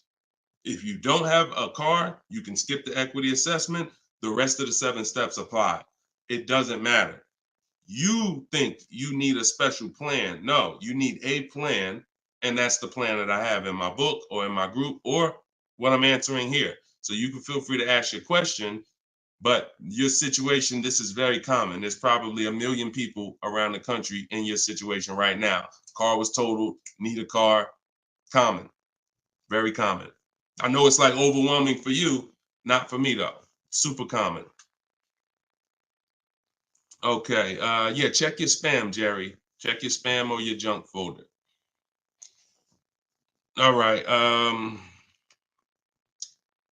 Troop Tip. You see that question from Troop Tep on TikTok, Dolan? Unless you got something before that. All right, another one from Instagram. I'm looking to get an electric vehicle, and I'm not one to keep cars. I'm interested in getting a lease, but don't really know how the process works. You must get bids. You must get multiple offers, or you're going to overpay. Electric cars, doesn't matter. Same process. Bid, exotic cars. When you look at, Sean's getting an electric truck. He probably got it already. But he sent me this message, and he was looking at a $73,000 F-150 Lightning. He ended up getting $20,000 off the truck. Now he's buying it. He's not leasing it. So, Taupe had an electric BMW lease. She got a BMW i4 e-drive, $54,000. She got her bids. She ended up saving $8,500 total with the rebates and the discount. She's paying $690 a month for a $54,000 vehicle. So these deals that you're seeing, these are real deals. These are below market deals. These are not going to be had going into dealers and negotiating because one, you're never going to get that deal from an 80% dealer. It's not going to happen. An 80% dealer will never discount the car enough for you to get the best price. So you don't know. Unfortunately, there's no sign that's on, hey, we're an 80% dealer. Don't come here. There's no sign. The only way that you know is by getting multiple offers. Now, you could do it manually. You can call around, talk to some sales managers, and try to get at least 5 offers. We do it online. We do it with scripts and templates, and that's what's in my book. So if you just jumped on, my new book is called Cars from Home, 7 Steps to Saving Time, Money, and Avoiding Dealerships. It has all my templates in there, all my scripts. It's normally $97. But while we're on, for the next 30 minutes, you can get it for $24 if you get to my link in my bio before the 30-minute countdown is up. Once the 30 minutes is up, it does go back up to $97, which is still a great price because everything in that book is going to save you thousands and thousands of dollars. That'll be the most valuable book, but that's only if you want to use my scripts, my resources, and have me do the talking, which is you typing. But if you're going to do the talking, then I would call around and I get at least 5 offers, or you're going to overpay. No doubt about it. At least 5 offers.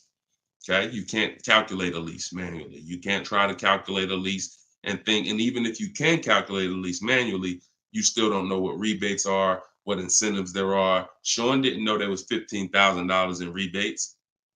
How did he find out? Multiple offers. The best offer ends up revealing, wow, it's $15,000 in rebates on this truck.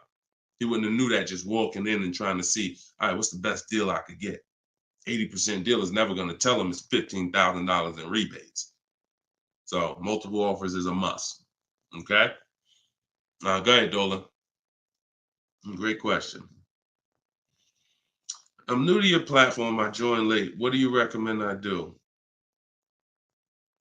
I'm not sure I understand the question. What do I recommend you do about what?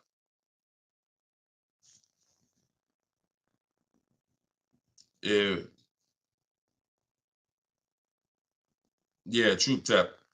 Send a follow-up question to that because I don't really know what you mean by that. What are you're new to my platform? Are you talking about this show? Just be a little bit more specific with your question. Let's see if we can get you an answer. Swagger at Instagram says, I have an S550, still owe 40 grand. I plan on paying it off by summer 2025. Should I trade it for an S63? Run a race and start another race. The whole nother race. So you buy a whole car, spend years to pay it off, throw tens of thousands of dollars at it, pay it off, and then go trade it again and do the same thing over and over again. Next time with a higher price car that you will throw more money at. This is the problem. You don't understand leasing. That's the problem. See, there's no way to make that make sense. You still owe 40 grand on the S550. You're trading in your cars while they're still losing value every year dramatically. This is what we call the depreciation curve. If you've been on the show, you've seen it before. If this is your first time, this is how you understand what's going on with your car. This is the unseen expense. So when you buy that S-Class, it's losing thousands of dollars every couple months. And then you're see, there's three kinds of people. People who get great lease deals. Well, I'm not going to say that. People who lease, people who buy and keep long term, and they keep long term so that they can avoid the depreciation. And then there's people who are stuck in this middle right here. This is 2 years, 3 years, 4 years, 5 years, 6 years, all right here, when your car is losing the most money. So what you do is, see, it has nothing to do with how you paid for it. You can pay cash, doesn't matter. When you take a loan, now you're financing this depreciation and you're losing more. But when you say, all right, I bought this S-Class, now for the next 6 years, it's going to lose tens of thousands of dollars, and then I'm going to turn around and I'm going to trade it. You never get to a point like where you can win for the purchase. See, some of you've been taught paying off the car is the win. No, it's not. Paying off the car is not the win, because if the car is still losing value like this, if this is the way it's still depreciating and you get rid of it anytime while it's like this, you lost. You lost. The key is to keep the car so where the depreciation starts to look like this. So now, if you were here and you had a 10-year-old S-Class or 11-year-old S-Class, maybe it's worth 10 grand. And maybe a year from now, it's worth 9,500. It's not losing that much value anymore. You outlived the depreciation. That's when you win. That's the purpose of the purchase. There's nothing else important about purchasing because it's expensive. There's nothing else important about purchasing. No other benefits, in my opinion, about purchasing other than I can get to the point where I get here. I can pay off the car. What does that matter? It's still depreciating. I'm losing thousands. Now I'm gonna go trade it in, and I'm not gonna get anything for it because I'm replacing the car in its deepest depreciation phase. And I just haven't learned about leasing. I was taught not to lease. So that money you're tying up, when we were in Mercedes, a great deal on an S-Class. A great deal on an S-Class would probably be, they did them a couple times a year, probably could get one for about 13 and change. That was like a great deal, right? So 13 and change, you're talking, dividing that into the MSRP, which was about 110, you're talking, okay, 1.2, 1.25, 1.3% lease on an S-Class, great deal. Now, y'all know I always teach the steal is under 1%. You're really not going to ever see an S-Class lease under 1% unless they just really want to get rid of them, but that's really never going to happen. 1.2, 1.3, 1.5 is the max. You're paying too much for a car you're leasing. But I want to give you a scenario. At $1,500, you're still under what you're paying for your car. See, because if I walked in and I wanted to lease a brand new S-Class, if I lease it and I'm paying $1,400 a month, then I'm driving a $115,000 vehicle, right? Now, if I decide I'm gonna buy that same $110,000, $115,000 vehicle, every $1,000 is about how much per month, everybody, if you know. Some of you seen the video, some of you talk. Every $5,000 on a that you're going to borrow on a loan is about how much per month? $100. Exactly. So when you look at a $120,000 vehicle, 115, that's a payment of $2,300 a month. No money down.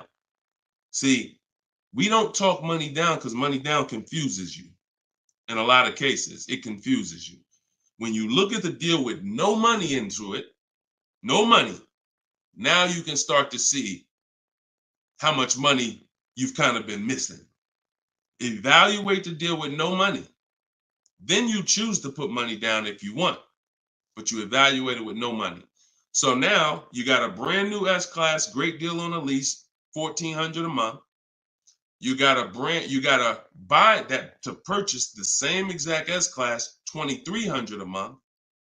And then you get people who might be like you, who say, you know what? I ain't gonna get a new one. You haven't learned about leasing yet. You say I ain't gonna get a new one. I'm gonna get a pre-owned one. I'm gonna get a pre-owned one. And you look to get, instead of paying 115 for a brand new one, you look to get it for somewhere probably around 70. You look to get it for somewhere around 70. Every 5,000 is $100 a month. What's 70,000 cost on a payment, y'all?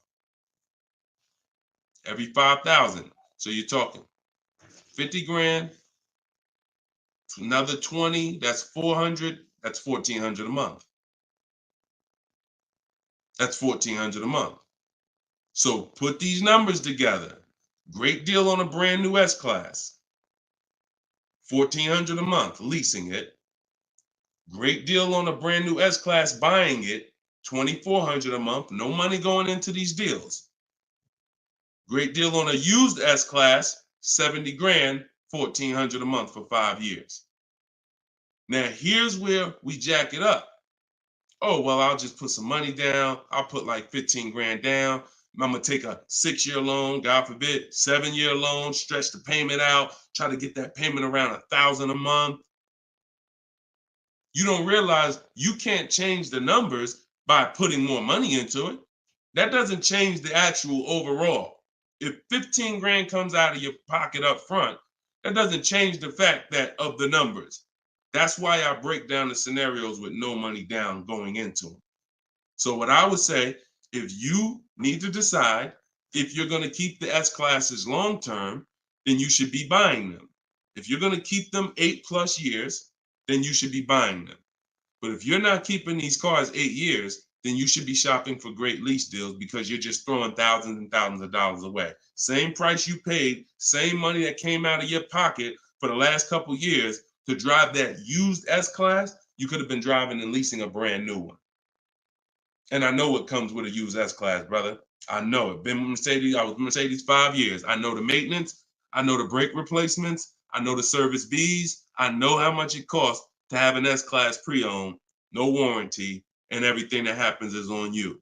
So we're not even taking into account the maintenance and the repairs that you have to put into that S-Class that you wouldn't need to put into a brand new one that you lease if you just stop listening to people who told you that you shouldn't lease cars. No doubt about it. So that's the best advice I could give you, brother. All right, go ahead, Dolan. Shoot the next one up. Use your pointers to get a new 24 GB80 Genesis. Salute. Enjoy it, Austin. Great deal. That's what I did. I worked the deal, no money down, got them the low, then hit them with the down payment, plus went and pre-approved. There you go. There you go. See, you're able to understand when you're shopping with no money down, no money going into the deal. Don't show me what anything looks like putting money into the deal. We determine if we want to put money into the deal later. Shop, get the best price on the car. Find the dealer who's going to get the best price on the car. Then we'll work out the finances. Then we'll work out the details. Most people go right to the, all right, what's the monthly payment? All right, what should it, how much should a brand new GB80 be? Depends on who you buy it from. Depends on what they sell it to you for. First things first, we got to find a dealer that's going to sell us the car for the lowest price. Good job, Austin. Congratulations, man. GV80 is a nice vehicle. Enjoy it. How much should CPO normally charge? How much should certified pre-owned normally be charged for Genesis G70? You haven't seen enough of them. So if I'm looking at a used, so example, I got a 2020 Infinity truck that I got year and a half ago. If I went in wondering how much it should cost without knowing, then the market's going to tell me. Now our goal is to get below market deals. So whenever we're getting below market deals, we are always we need to know what the market is first. You can't get below market deals if you don't know what the market is. So when we're getting offers on new cars, it's easy because we can see what the market is with all the offers we get. We get 5 offers, we get 7 offers, we can see what the market is. And we can see the low side of the market, we can see the high side. You got to do the same thing with used cars. And you go on every marketplace, we use 8 of them. We use cars.com, Driveway, Carvana, CarMax. Some people say, oh, CarMax is, if they're, listen, I don't care if CarMax is overpriced 90% of the time. The 10% of the time that they're not, they're going to be in the runnings. You know, it's like Best Buy. I know Best Buy is going to be overpriced for electronics 90% of the time. But when I needed to get an iPad for my wife, Best Buy had the best price. So if these people need to be in the runnings or you're going to overlook some savings. So yeah, we'll look at, CarMax, Driveway, Carvana, Carfax.com, Cars.com, Auto Trader, Car Gurus, eBay Motors. So we're looking everywhere there used cars. And then we're going to look and we're going to sort by lowest price to highest price to see where the low side of the market is. Then we do our narrowing down. I need to know what the low side of the market is. If it's 24, if it's 4, when I was shopping for my truck, the low side of the market was 30 to 31 to 32. That was the low side of the market. So when I saw it and I narrowed it down based on Carfax. This is how we narrow it down. This is my system. All in my book, all of what I teach, all of my live shows, this is our system. Narrow it down by title history, then service records, then accident history. Then we need to check the original MSRP. Can't get a good deal on a used car without knowing the original MSRP. How you gonna do that? Who's bought a used car in their life? Type the letter U. If you bought a used car in your life, type the letter U in the comments. Anybody who's bought a used car, type the letter U.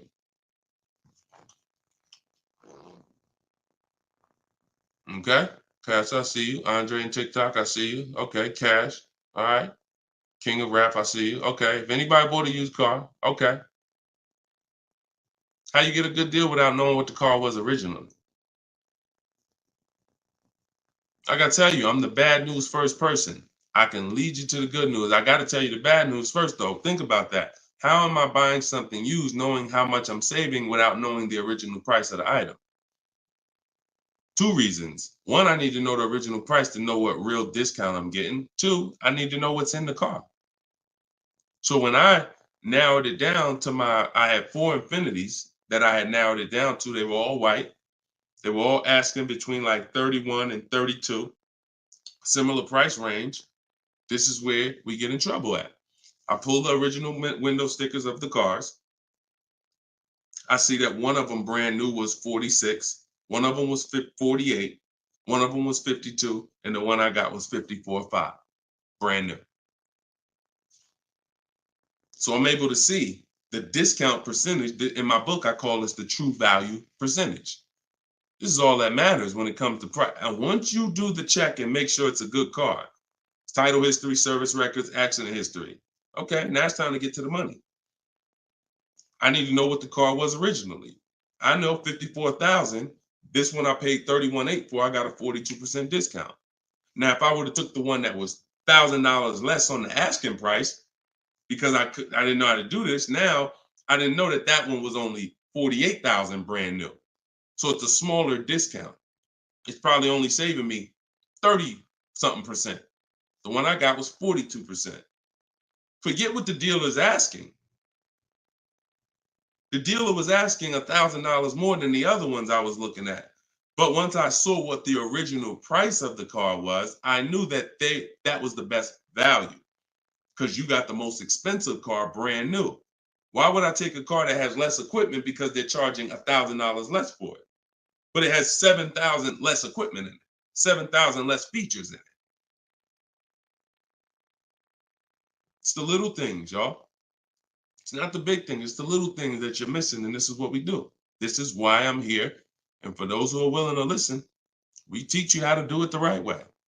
These things you haven't been taught to do. And once you hear it, you're like, dang, that makes sense, right? How the heck? Why wouldn't I want to know what the new price was? Don't even know what equipment's in the car. I knew the day I got the car, it was an edition 30.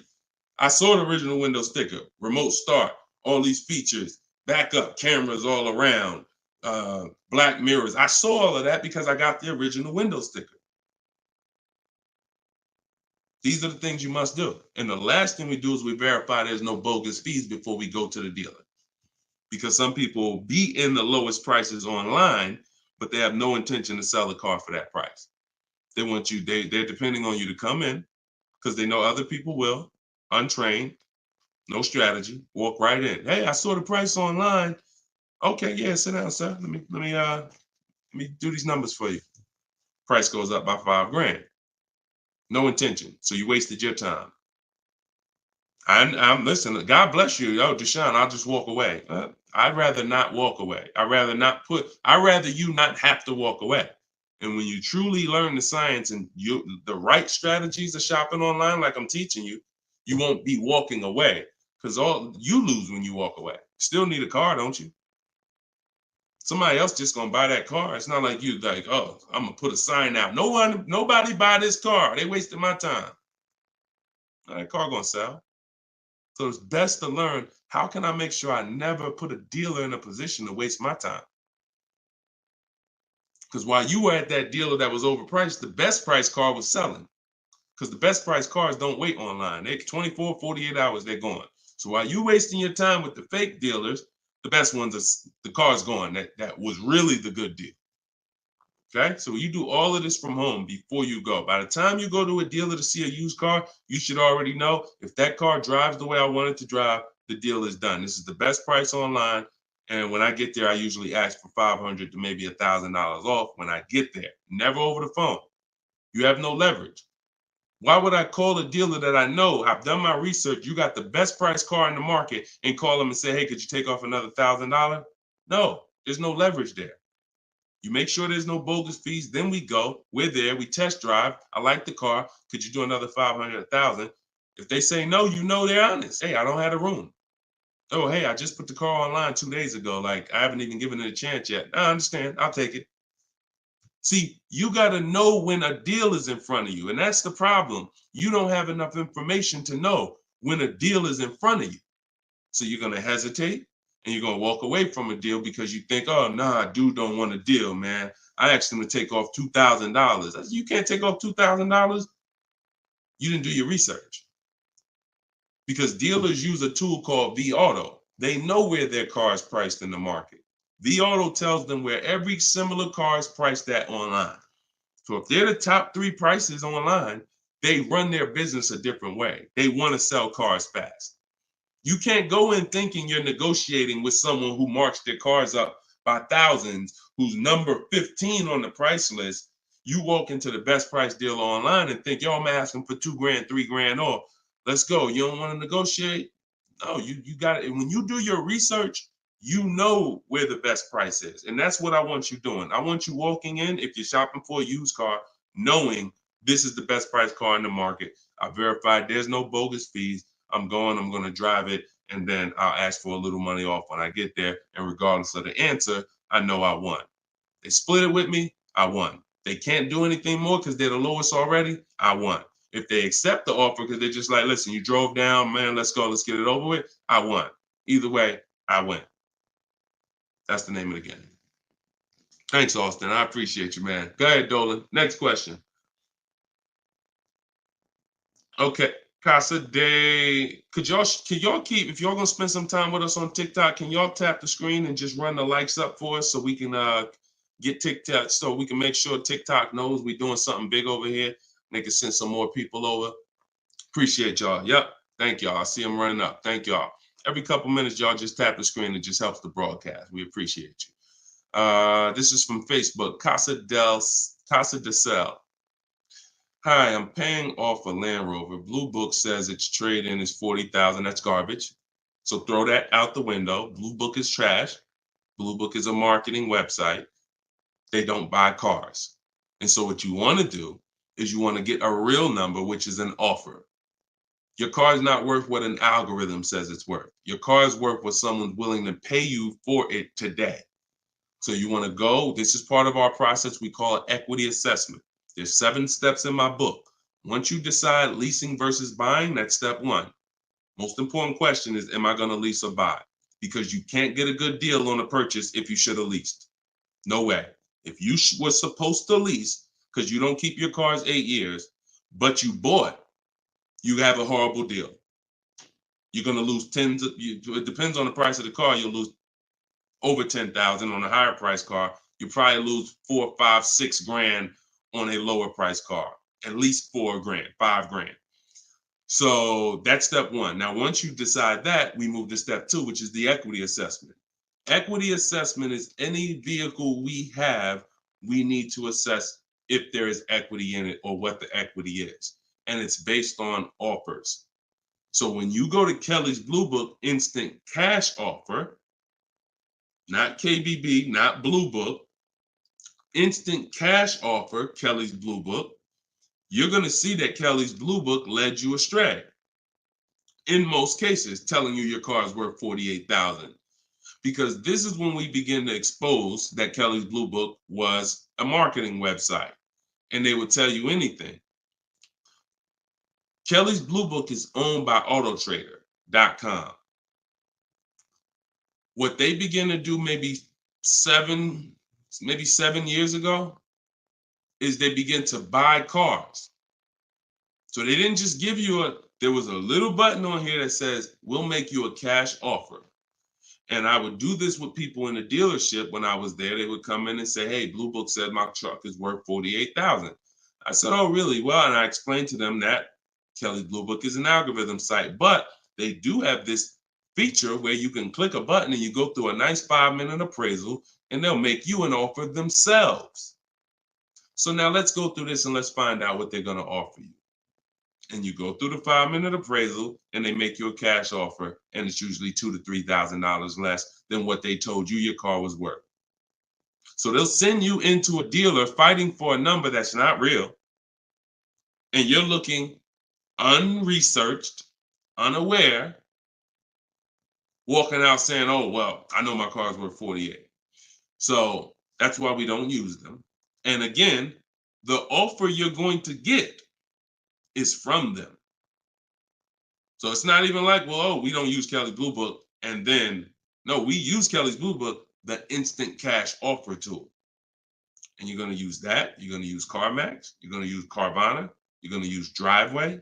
You're going to use AutoNation, Sell My Car. And you're going to use Car Guru, Sell My Car. And this will take you about 20 to 25 minutes. You're going to get 6 offers because everything we do is a bid. And then you'll know what your car is really worth. That's the first thing. Before you think about what you're going to replace the car with, let's get the real most money for your car. Equity assessment. So do that first. Okay? Yeah, Kelly's Blue Book is trash, but not the instant cash offer tool. But yeah, we would be sitting there and the person will have their printout, like a number like that, 48,000. And then we go right through it and they're like, oh, wait, now they only offer me 45. Yeah, right?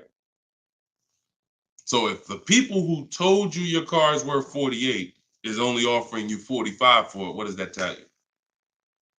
Oh, go back to that site that they offered you 48. You see all those banners, see all those marketing banners and ads?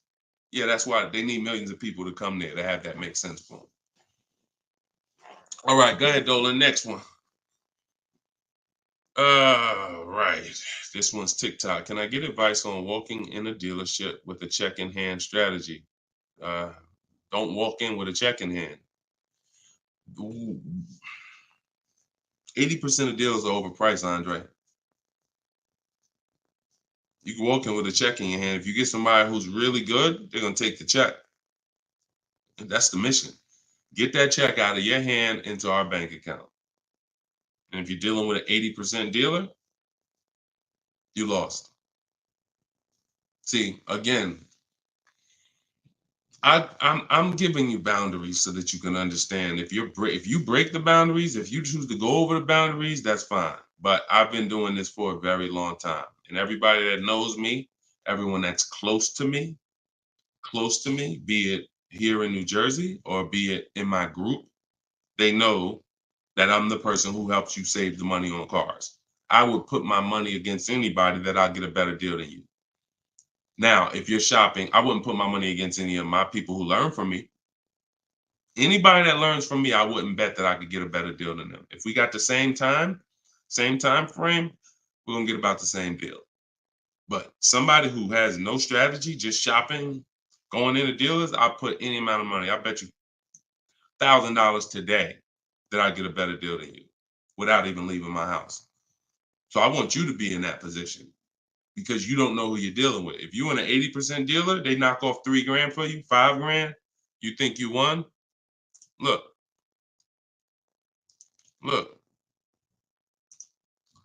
Kimberly. A little while ago, she got a Maserati.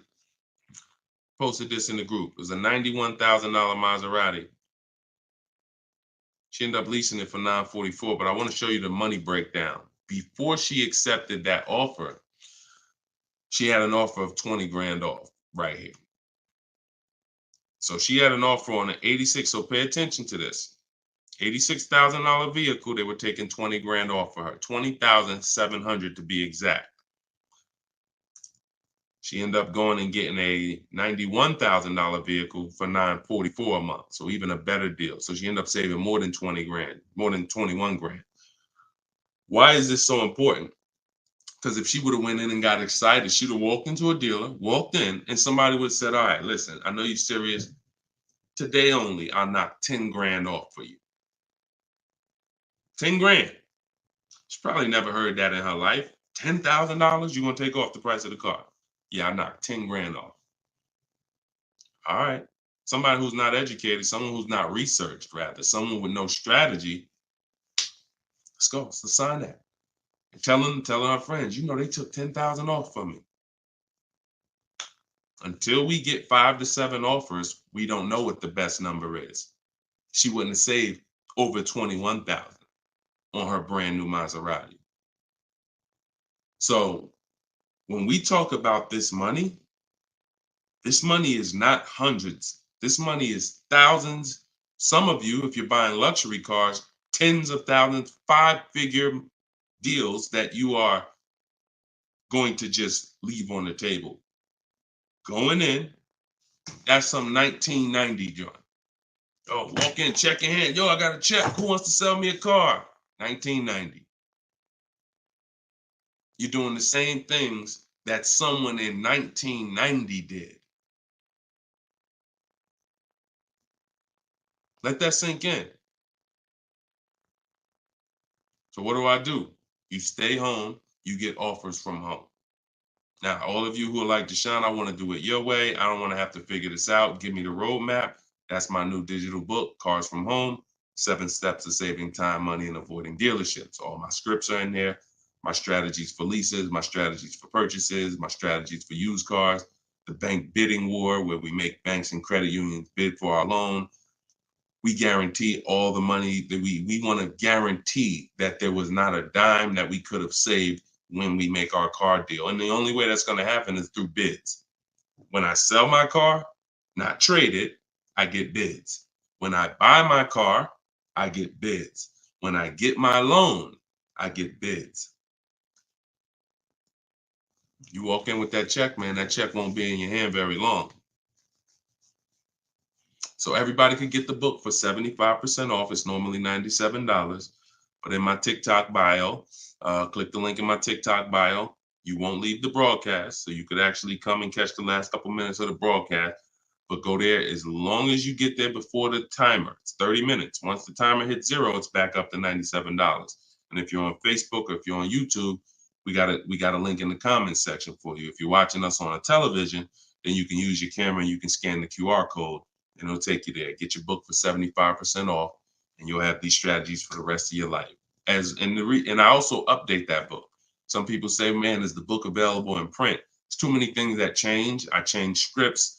I change templates I use, websites change, Vroom went out of business. I need a digital book. I can update the master file so that way you open this book a year from now and it's updated. So you'll see some of you got it 2 months ago and you open it today and you're like, wait, I see something a little different. Yeah, because I update the book regularly. So yeah, get your copy before. And even if it goes back up to $97 and you miss the welcome offer, what are you going to save? What do you really think? How much money do you think you're going to save using my stuff? That's what you should be holding me accountable to. I'm going to get Deshone's book, and I want to save the same amount of money Deshone would have saved on this deal. And when you see these people, Bonita, when you see Kimberly, when you see Sean, when you see Eddie, all these people I share throughout the shows, they're getting the same deals that I would have gotten.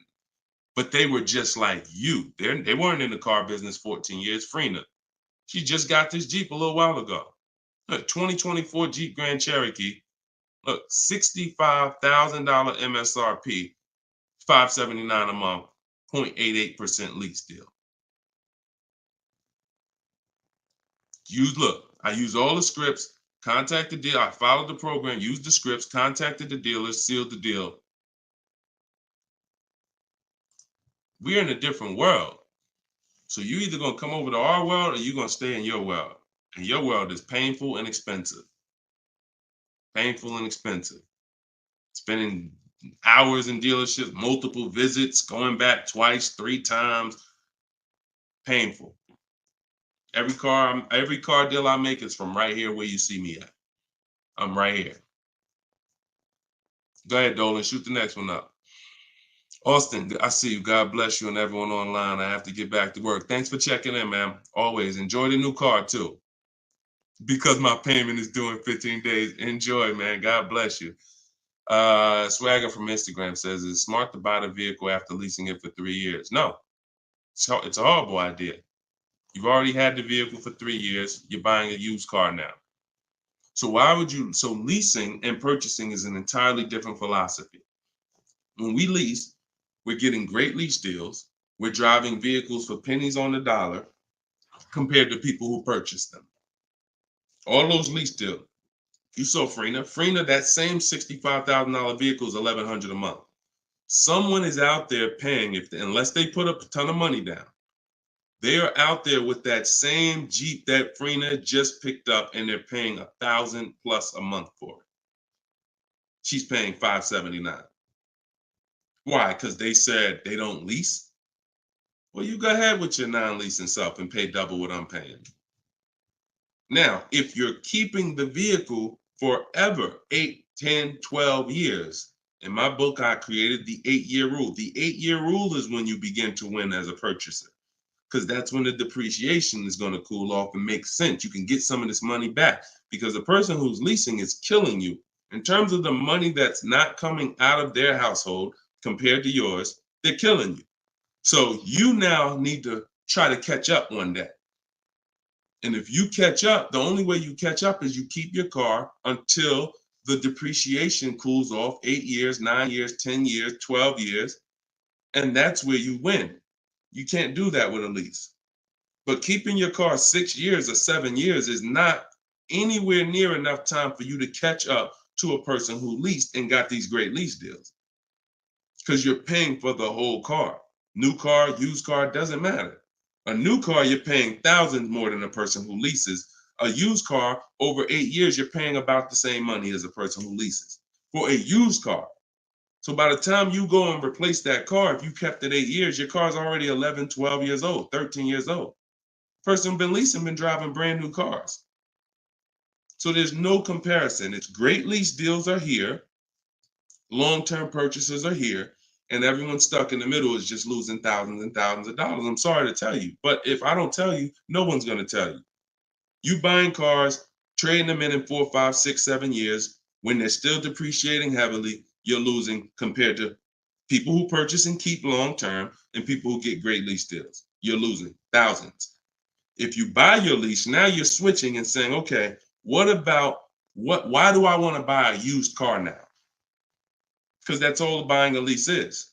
Let's take let's take the aspect out of it that complicates it. When you are buying your lease, you're buying a used car. That is it. Except you don't have to go search for it. It's right there in your driveway already, and that's the only difference. So what makes you say I'm going to stop leasing to buy a used car? You'd have to be saying I'm ready to keep something long term, 8, 10, 12 years. So if you're ready to keep something long term, then buy it. Because you're going to need to be committed to keeping it long term because you've already been driving it for 3 years. You've already been driving it for 3 years. So where are we actually going? You're going to look up in 3 years, 3 more years, and you're going to say, Dad, I had this thing 6 years now. Now, if you're like most people who buy their leases out, you're going to take a 6-year loan. Because in order to get a comparable payment to what you were paying for your lease, you're going to need a 6-year loan. So now you're going to look up that, just so you know, 6-year loan plus the 3 years you leased it, that's 9 years. Same car. Same car. So you're paying on the same car for 9 years. And then you look up in 3 more years and you're like, man, you know what? I'm ready to get out of this. Still got 3 years of payments left.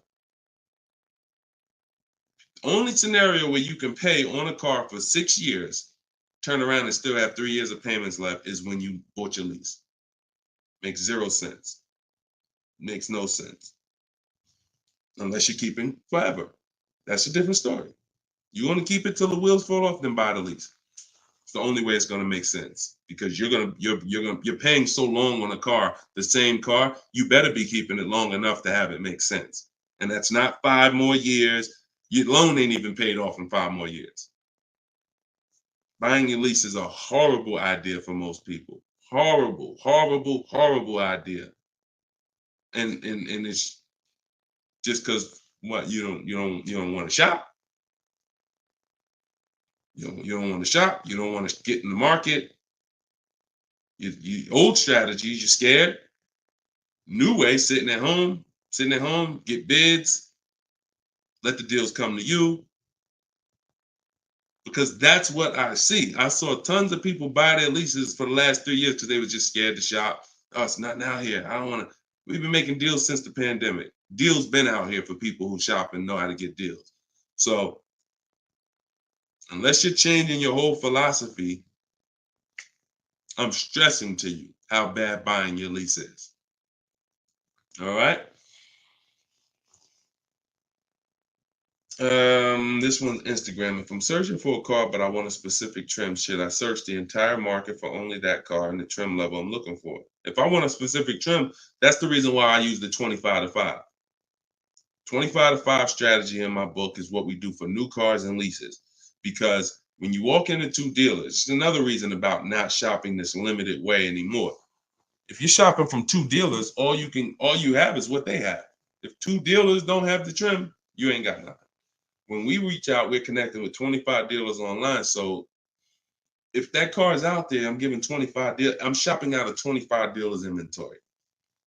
So if no one has it out of 25 or only 1 or 2 have it, now I know that car is just super rare. Or maybe it's about to sell out. Maybe it's like that happens sometimes where like the 2024s are all gone, but the 2025 haven't come in yet. There's only a few 2024s left. But yeah, I mean, we shop wide. We shop wide. Several people who are learning from me and you're getting deals, they drove. A lot of those people that I showed you throughout the show, they drove 45 minutes, an hour and a half to get to the vehicle when they're picking it up. Look at Sean. Sean specifically And this is how important. I'm gonna let someone else tell you why shopping this way is the best. Because he said, look, he saved. I said I said you're saving over 20 grand with the discount and the rebate. But the only way to know is this the best deal is to compare to the other offers. Because again, I don't know if you could look. I sold a Maybach back in 2015. It had a $20,000 rebate on it. So I don't know if the rebates is 15. What if they got a $20,000 rebate on that? Now that was a $260,000 vehicle, but still, you just never know. So I said, if you're gonna compare it, you're gonna compare offers. He said, yes, I got about 15 quotes. He said I couldn't find anything under MSRP. He ended up expanding his search to 150 miles to find this deal. So he's driving probably 100 miles somewhere. I doubt it's all the way 150 miles, but maybe he's driving 100, 120 miles. But look what he's saving, 20 grand. So we don't do local because you only buy your car once every couple of years. So you buy your car from who makes you the best offer. You service your car from where it's the most convenient. Yeah, we drive to get our deals because most of the time the dealers that are near you, they feel like they own you anyway. So when they see the zip code, they think, oh no, we don't have to make, this person's local. This person's 20 miles away. No, we're not gonna do nothing crazy. But when those people who are 100 miles away from us see us pop up on their computer, and they're like, oh wait, we could take a deal from our competition. All right, let's do this. Sometimes they'll beat the deal that your own local dealer won't get. Your local dealers are charging you the most money. Local dealers are hands down most of the time charging you the most money. Everybody close to you, because they just like you close. You ain't gonna shop. The statistics show you shop 2 dealers before you make a deal.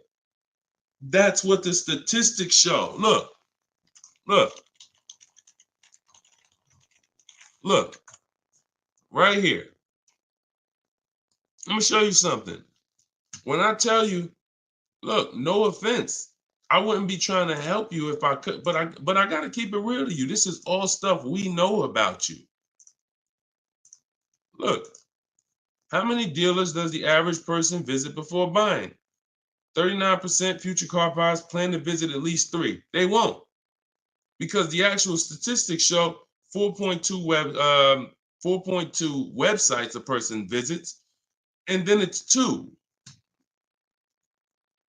It's actually 2. Hold on. Let's see where it's at. Only 1 in 3 potential. The answer's 2. I ain't got to tell y'all. People say, oh, I plan to visit 4 dealers. You ain't visiting no 4 dealers. You're going to get tired. Time you get to the 3rd one, you're going to be like, okay, this is getting old fast. I think we could get it over with. 2 is the answer. So if the industry knows that you visit 2 dealers before you make a deal, why would I give you a great price? So when you're using what I'm telling you to use and you're sitting at home and you're talking to 25 dealers, you have 25 dealers in your inbox. When you're sitting at home and you're looking at all the used car market in a 150-mile radius of you, oh, now you're not the normal shopper. The normal shopper is going to get the normal deal, market value or over market value. That's what normal shoppers get, depending on how bad you are, over market value, depending on how unaware you are. But market value, over market value, that's normal. People with strategy, multiple dealers getting bids, below market. That's the difference. We shop wide. This local is dead to us. Local is dead to us, and it should be dead to you. I want you to kill it. All right, kill that whole mindset. I don't need to buy my car locally. I'll drive into the next state. I remember Shonda last year, California. She bought a Volvo, and she said to Sean, she's in our group. She said everybody in Northern California. She said my best deal. I think she was saving like $3 grand off MSRP. And she's like, but it's a dealer in Southern California, though, that's taking like $6 grand off of me with my Costco rebate. I said, okay, what you gonna do? She said, I just bought a plane ticket, $79. I said, there you go. That's what I would have did. That's a sweet plane ride. I'm taking a plane, $79 to save 3 more grand than my local dealer was gonna give me up here. Sweet plane ride. So local's dead to us. We go where the money is. And we enjoy that ride home. Nothing like driving home for an hour knowing you just saved a ton of money. So that's it, y'all. We've been on for about an hour and 15 minutes. We like to keep these shows right around there. In my bio, I do have the link to when I'm going to be live next. So I'll make sure that, as long as we keep doing these live shows, again, it's going to be up to you guys. If you guys continue to show up, if you guys continue to tell your friends, then we'll keep doing the shows. But if not, we can certainly do the broadcast, because the broadcast, people get value out of them. So we've seen it, for the last 3-4 weeks since we've been testing this, we've seen people get value out of the rebroadcast. So what's the point in Deshone coming live regularly if people are going to sit and watch the rebroadcast? So, but if y'all going to tell people when we live and bring people and share, then certainly we'll keep the live shows going. But the entire show is sponsored by my new digital book, Cars from Home. So if you want everything I teach in one place, you got it right there. We don't hold back on this show. We don't hold back in my social media videos. That's why they're, thank God, continuing to be seen by millions of people. But that's for different types of people too. So whenever you're navigating all my social media videos and you're trying to piece it together, some stuff is in there for high mileage drivers. Some stuff is in there for used cars. Some stuff's in there for leasing. Some stuff's in there for negotiation. Some stuff's in there for how to format your deal. So you're trying to piece all this stuff together. If you say, Deshone, I want this all in one spot, step by step, that's my new digital book, Cars from Home. 7 steps to saving time, money, and avoiding dealerships. And you can get it for 75% off in my TikTok bio, in my Instagram bio, or in the comment section on Facebook and YouTube. Also in my bio is a link, and we'll put one in there in the comment section as well, is a link to my masterclass that I did. It's called Everything You're Doing Wrong Buying, Selling, and Leasing Cars. So that's an on-demand class. You'll need about an hour. We go very deep on leasing versus buying there with scenarios. And I go over 23 mistakes that most of you are making. And, if you're going to really save money on your next car and every car, you're going to need to stop making those mistakes. So that is in my TikTok bio and my Instagram bio as well. And you can certainly just get in where you fit in. I make the information available. Get it how you want it. Just get it. All right. I'll see y'all on the next show. God bless you.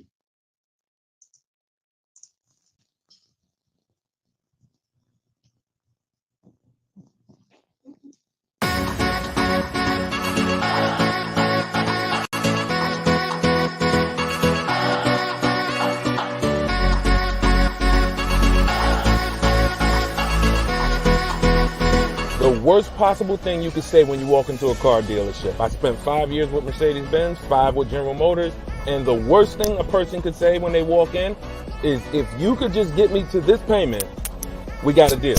So your loan's probably still like 19, which means you got to pay to get out. You're upside down. It's called negative equity.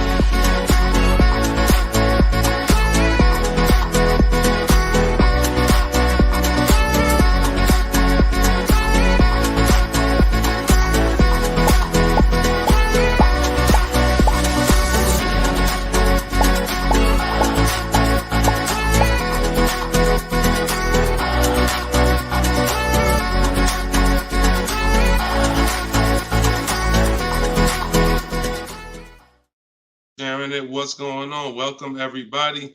This is episode 9 of Car Shopping Questions and Answers. I'm your host, Deshone, publicly known as Deshone the Auto Advisor. We're live now on 4 platforms: TikTok, YouTube, Instagram, and Facebook. And this is our live show. It is Tuesday at noon. We do these shows throughout the week to make sure when you are ready to get car shopping information that no one else is going to give you, you know where to come for it. So you guys can start typing your questions while I take care of the housekeeping. We have Dolan in the background who'll be bringing your questions in. Shout out to the people running the likes up on TikTok. Appreciate y'all tapping the screen. I'm the author of the new digital book, Cars from Home, 7 Steps to Saving Time, Money, and Avoiding Dealerships. And I feel it's only right to start this show with 2 reports I got, which were great. I had somebody write us and talk about the deal they got on this 2024 Mazda CX-90. MSRP was $44,820. They got a $6,500 discount from home. Shout out to you, Tiffany. I appreciate it. This is what we do. And when we think, when we launched this live show a few weeks ago, my plan was my prayer rather was that people would take the book, use the book, write me your success stories so we can feature you here and feature your deals. These are below market deals. These are not advertised deals. And she got this by handling the process from home, getting multiple offers like we teach. We also had Barrett write his review on Goodreads. So we were 4.94, almost 5 stars. Book is outstanding, a must-have for anyone seeking to buy, lease, or even sell a car. It's presented in a very professional, easy-to-follow, step-by-step manner that covers every situation from buying, leasing, cash, credit, good, bad. Although I've purchased and leased several cars in my lifetime, I learned new tactics to obtain the best value for my money, and it even has a wish list, yes, to help you separate your wants from your needs. Come on, Barrett. Appreciate you so much. Everybody who wants to get your copy of Cars from Home, it's normally $97, but for the next 30 minutes, you can go to my TikTok bio or my Instagram bio, or we have a comment pinned for you guys on Facebook and YouTube, and you can get your book for 75% off. So you won't pay the normal $97. You'll pay $24. But once that timer hits 0, your price is $97, which is still a great price. So now that the housekeeping is done, we can start with the questions. And if you got the first one, Dolan, feel free to bring it in while I put the banner up for those who want to get their book. Okay, is it better to shop online or in person? Well, you have no leverage in person. In person, you're competing with a person who negotiates every day, 2-3 times a day throughout the week. You're no match. I don't care how good you think you are. The best trained professional is just going to be better than you. And that's because they do this every day. Now, the second reason it makes no sense for you is because from a leverage position, you can't put them against their competition. You don't know where the real bottom is. And so you're going to overpay. And even if you get a good deal, who's done this? Be honest. You leave the dealership and you're like, you think we did okay? You think we could have got a little bit more? Think we could have got a little bit more off? That's called buyer's remorse. That's the seeds of buyer's remorse. Anytime you wonder if you could have got more money off, that's buyer's remorse. So we never wonder, and the way you don't wonder is by shopping online, getting multiple offers from multiple dealers, letting people compete for your business, and then choosing the best one. And if you really think about this, this is how you shop for everything in life. This is how you shop in the grocery store. When we go into the grocery store, we're not looking to try to not overpay for the spaghetti sauce, right? We're not looking at hoping that we don't overpay for the grapes today, or let's use for the potato chips we're going to buy, because we already know there's so many options and there's so many people that are competing against each other to sell us something. And that is how you guarantee your best deal, when you have multiple people competing. So when you are leasing a car or buying a car, you need to get at least 5 bids. When you are buying a used car, you need to be shopping wide. You need to be shopping within 75, 100 miles of you. And that's a minimum. And then you need to be looking at all the websites that have used cars, so that by the time you make your decision, you've seen so many options, so many offers, that you have 100% peace of mind. Now, that's just when it comes to buying the car. When it comes to replacing your car, because some of you know there's a word we don't use, it's a T word. It's 2 words we don't use. One is trade, one is down payment. Because we sell our cars, we don't trade. You never get the most money for something trading it. I don't care what you have. You got a baseball card, You trade that baseball card for something, you're not getting the most money for the baseball card. How do you get the most money for the baseball card? Put it on the market. Put it on the open market and let the buyers come to you and see what the best offer is. Never going to be from a trade. Now, the only time we do have to trade is if you're in a negative equity situation. If you're in a negative equity situation, then, and you have too much negative equity, you're going to need to do a trade if you can't pay the difference. But other than that, you know, these are the things that these are the things I want you to etch into your mind. We don't trade, we sell, get bids. We get, when we get our loans, we get bids.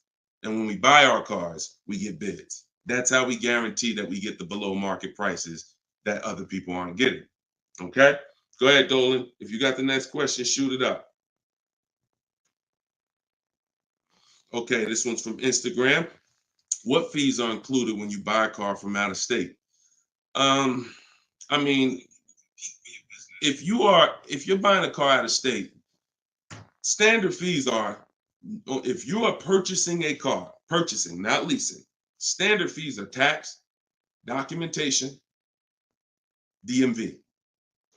Tax, documentation, DMV. I've worked for a handful of dealers in my life. I've never once had fees that were outside of those fees. Never once. Shout out to y'all running the likes up. Could y'all keep running the likes up on TikTok? And shout out to the sharers. You know we appreciate you. Thank you for sending your friends. Thank you. Listen, you should at least be tagging your best friend. Whoever your best friend is, and hopefully we all have at least one. That's the person you should be tagging. They'll thank you. No one's gonna get mad at you for sharing my stuff with them. I guarantee you that. But shout out to the sharers. I appreciate y'all. So when you are, so that's an indicator. Any dealership that is making up these fees that have run rampant over the last 4 or 5 years, prep fees, marketing fees, internet fees, low jacks, we call that padding the deal. You know, you're just packing on stuff, and what you're doing is you're leaving yourself room to negotiate. We don't like to buy from those dealers because those are 80% dealers. I saw somebody ask yesterday on the show, what's an 80% dealer? We didn't get a chance to get to that question. 80% of dealers will overcharge you. It's a competition. So what you're trying to do is find the dealers who are the best prices. And the 20% are the great people. They're the honest ones. They're the ones who are not afraid to compete. These are the people we want to buy cars from. And so once you find the honest dealer, but you can't walk in to find them. You have to sort for them.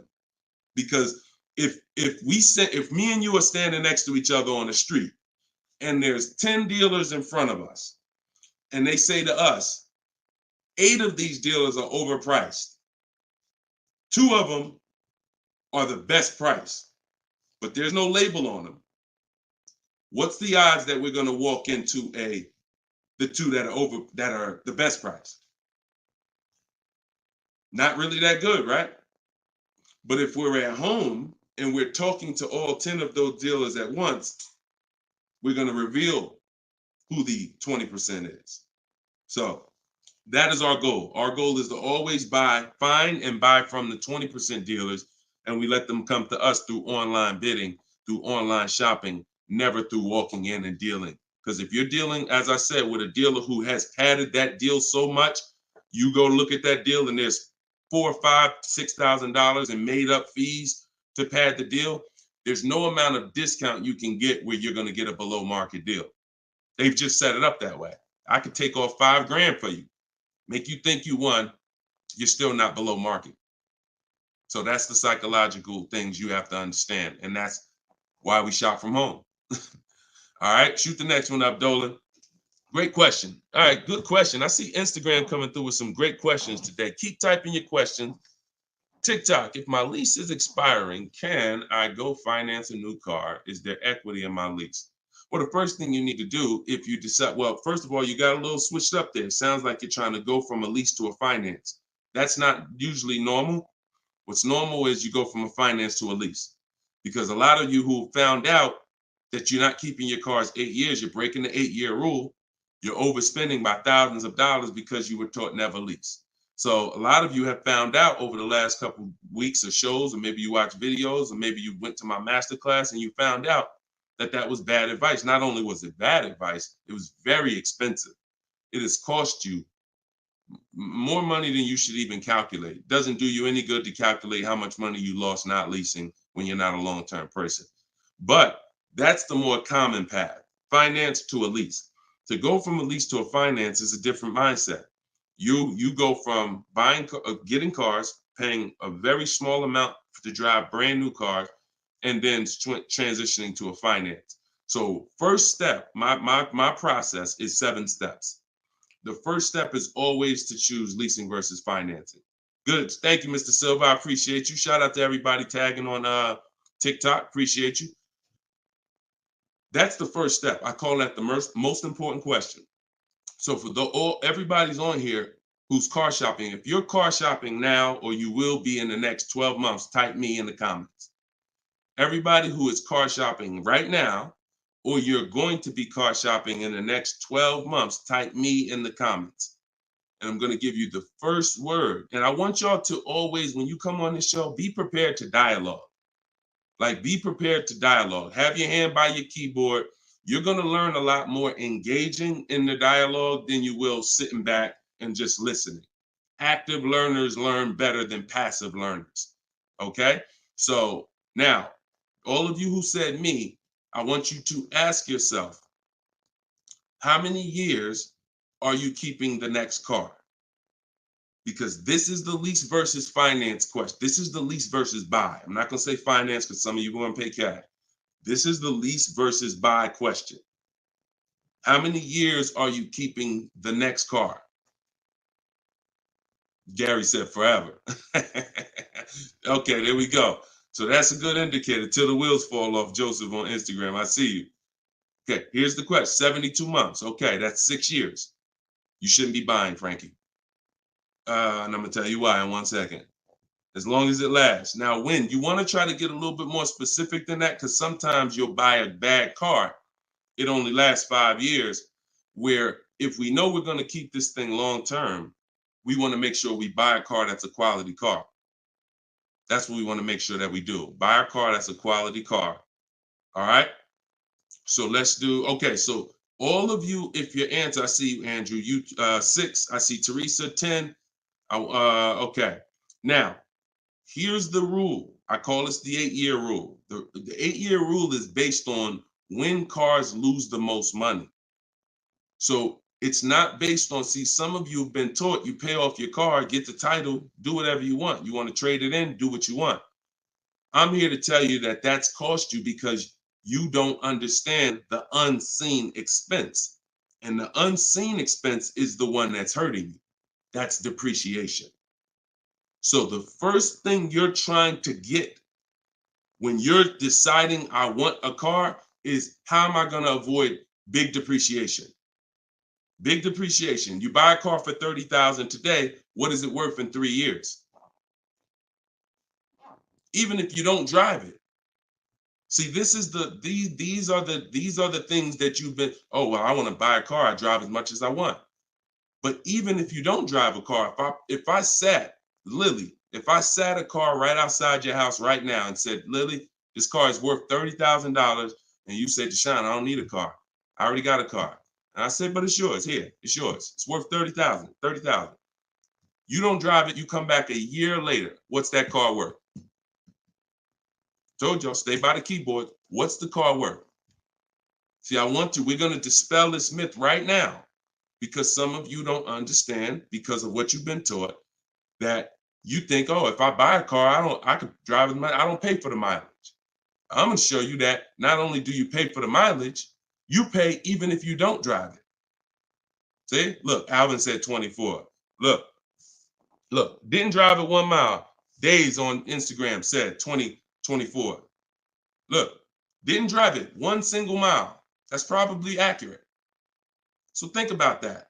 If that's many people will mention depreciating assets. That's a very common word, but we're now going deep on what that actually means. Depreciating asset means I purchase something, I acquire something, whether I use it or not, it's going down in value. If I use it more, it goes down in value more. So the first foundation that you need to get is leasing versus buying. This is why if you don't lease, but you should have leased, there's no way to get a great deal. Because when you get great lease deals, some of you seen Danielle. Danielle got an Audi A3, $44,000 car. She's paying $550 a month, no money down. So that's Danielle. So when you consider what that deal would, what that car would have cost her if she purchased it, no money down, probably would have cost her about $900 a month. $900 a month. Every 1,000, but every 5,000 is about $100 a month, depending on interest rates. 5-year loan. So foundation. So what you're trying to do is avoid the depreciation.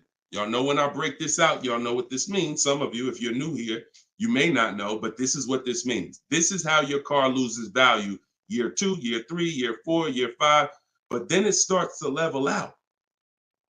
And what you want to get to, forget paying off the car. You could have paid cash for it.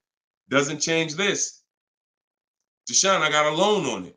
Doesn't change this. This is the actual asset value. This is the car's value. Forget the loan that's attached to it. This is the car's value. So your goal in purchasing, if you want to avoid this, see, some of you buy cars, trade them in here. Trade them in here. That's 2 years, 3 years, 4 years. You're trading the cars in when they have lost the most value. And that's a losing formula. Now, there's 2 ways that we avoid this. One is long-term ownership. Who has a car outside? They've had it for more than 8 years. More than 8 years. Type me if you have a car in your driveway or in your household, you've had it for more than 8 years. Type me. I see you, Gary. Okay. Okay, I see you, Sergio. All right, more than 8 years. I see you, Twill. Now, this is where you win. Here's why. Your car is no longer losing value like this every year. Now it's only losing a little bit. Now it's only losing a little bit. You beat depreciation. See, the goal with a purchase is to beat depreciation, not pay off the car. You could pay off the car and still lose to depreciation because you replaced the car in the early life cycle. So if you are not buying the car with the intent to keep it long term, 8 years, there's no comparison to a person who's leasing. So there's 2 sides. One is the people like Danielle. One of the people who are like, Deshone, I'm not keeping a car 8 years. You should be shopping for aggressive lease deals, not normal lease deals, below market lease deals. That's what I teach. Or you should be purchasing, getting great deals, below market deals on purchases, new cars, used cars, with the intention to keep them long term. That's it. So that's all step 1. I call that the most important question. That my book is broken down into 7 steps. It's called Cars from Home, 7 Steps to Saving Time, Money, and Avoiding Dealership. Step 1 is the most important question. That's what we just hit on. It's the leasing versus buying, because you need to pick a side and you need to have a long-term plan based on what side you're picking. You can't be stuck in the middle. Stuck in the middle, you're going to lose all the money. You lose all the money stuck in the middle. Purchasing cars, flipping them in 3, 4, 5 years, you're losing all the money. Buying your leases out at the end, you're losing all the money because you're mixing the 2. Lease or buy long-term. This in the middle right here, that's the danger zone. Everybody clear on that? If we're clear, type clear. If we're clear, type clear. All right? This is Monday's live show. But wait, what day is it? This is Tuesday. Tuesday's live show, 12 o'clock. So whenever y'all don't see the banner on the show, then you know it's live. If you see the banner that says when we're live, then you know it's one of our rebroadcasts. But if you don't see the banner, that means we're live and you can start typing questions. All right, clear. All right, everybody's clear. Now let me hit the second part of Frankie's question. Okay, and for those who just came on, everything I teach is out of my new digital book. It's called Cars from Home. And you all can get it for 75% off. It's normally $97, but in my TikTok bio, in my Instagram bio, and in the comment section on YouTube and Facebook, we put the link there for you so that you can get your copy for it. You won't pay the normal $97, but you only got 30 minutes. It's a welcome offer. Once that clock goes down, to 0, your price is $97, which is still a great price. You saw how much money Tiffany just saved on her new Mazda, just using what's in the book. Saved herself, I think, $6,000. So go ahead. Oh, no. So, and then you move into the equity assessment. So once you decide, Frankie, which you already said you're only keeping the car 72 months, you should not be purchasing. Because if you purchase, we already went to what's going to happen. You can't win keeping that car 6 years and then replacing it. So you should now be doing your equity assessment, which is calling your bank, get your payoff, and then you're going to go to the cash buying websites. Don't use algorithm sites because they're worthless. Car Guru, Sell My Car, CarMax, Carvana, Driveway, AutoNation, Sell My Car, AutoNation, Sell My Car. 6 offers, 3 are from dealers, 3 are from online buyers, and these are the best offers you're going to get. They'll cut you a check the same day. That's our bidding system. That is how we do our equity assessment. We do not trade our cars in because we're not going to get the money that they're worth trading, which I hit on earlier. All right. I know we got a lot of questions being typed. Dolan, you can shoot the next one in. Okay, this one's from Instagram. I'm looking to lease a GLS 450. Does Mercedes have any third-party restrictions on selling your lease? So I wouldn't concern myself with that. I'm going to tell you why. That's like trying to think about the purpose of equity on a lease is a bonus. Shout out to y'all running the likes up on TikTok. Appreciate y'all. If y'all could keep tapping the screen every couple minutes, if you could just give it a little tap, tap, tap. That just keeps running them up. Just every minute. Every time you hear something and you're like, oh, that was good. Tap, tap, tap. And it'll just keep the likes running up. Keep TikTok notified of what we're doing over here. So you never want to base the car you're going to lease on if it's going to have equity at the end. The benefit of leasing is driving cars for pennies on the dollar compared to what people purchasing them. And you're avoiding depreciation that people purchasing the vehicles are going to take. That's the benefits of leasing. Now, there's a lot of other benefits too. I mean, you're driving a new car. You're under warranty most of the time. Depends on how many miles you drive. So if you drive, 12,000 miles a year, most bumper to bumper warranties cover that. If you drive 15,000, maybe you won't have a little bumper to bumper at the end, depending on what you choose. Mercedes has a 4-year 50,000 bumper to bumper. But the benefits of leasing are what I just laid out. Equity is a bonus. We don't want to look, equity is not something we ever want to base the vehicle we're going to lease off of. It just doesn't, it's too many market changes that could affect it. A car could have high resale values now, and then in 3 years it doesn't, which means any equity will be eliminated because of the 3-year-old used car market. So you don't want to shop like that. You don't want to shop like that. Focus on, and what I teach in my book is you're going to pick 3 vehicles. Good to see you, Judith. You're going to pick 3 vehicles because leasing, it's so easy to get a great deal purchasing. So easy. On a new car, forget about it. The bids, forget it. We're going to find the 20% dealers. In my book, I have all the scripts because I don't want you talking. Who'd rather get great deals without talking? Be honest. Who's not a good negotiator? You're not a good negotiator. Type not me.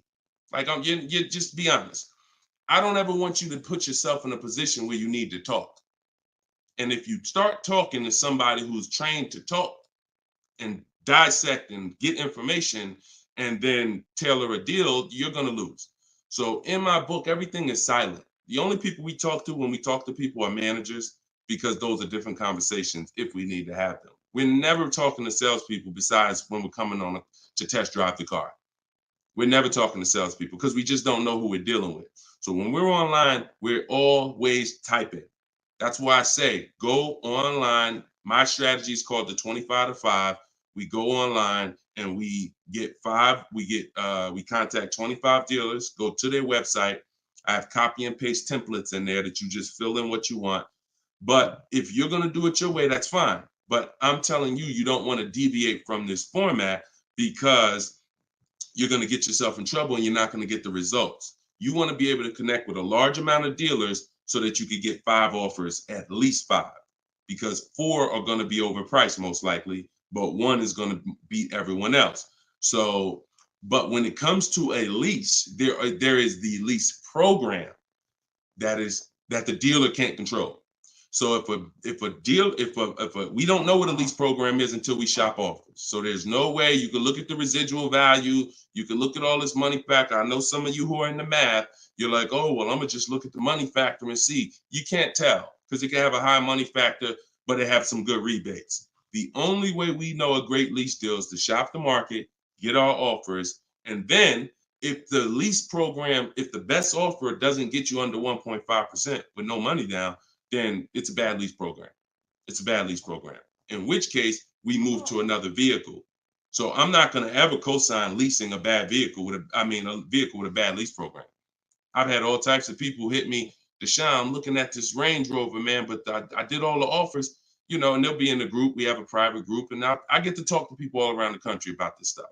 So they're like, Deshone, you think I should move on? I'm like, look, you could wait till next month, see if the program gets better, but I'm never going to co-sign signing a bad lease deal. You're paying too much money for a vehicle you're giving back in 3 years. So you're defeating one of the major benefits of leasing. So that's the only reason why we have to have 2 other vehicles that we like when we're leasing. On a purchase, no. One vehicle, pick it, get your bids. One dealer is going to blow everybody else away. But with a lease, you want to have 3 vehicles just in case it's a bad lease program. And if they got a bad lease program this year, maybe in 3 years when your lease is up, they'll have a good lease program. So that's what we do. It's too many cars out here. It's 400 cars out here. 40-something manufacturers competing for our business. Why are we going to get locked on one car? And the reason we're doing this, y'all, is because we're not shopping. You're not shopping. You're not taking the going out for the weekend and test driving cars seriously. You're about to drop 40 grand of your hard-earned money. You need to be, like I teach, shopping and not letting anyone disturb your shopping. If I'm looking for a car, I'll take a whole Saturday and go out or a Monday, and I'll go out and I'll drive 4 cars and be like, okay, that was fun. Don't sit down and don't talk numbers. So let me make that clear. Don't go in there and sit down at the desk and start talking numbers and get a proposal. No. Shop. Once you decide what you want, then we come home and we get our offers from home. All right. Go ahead, Dolan. Next question. All right. When you don't talk, I see a lot of you saying you're not good negotiators. Then you just got to stop talking. Stop talking and start making people bid. You're going to get better deals than good negotiators all day long.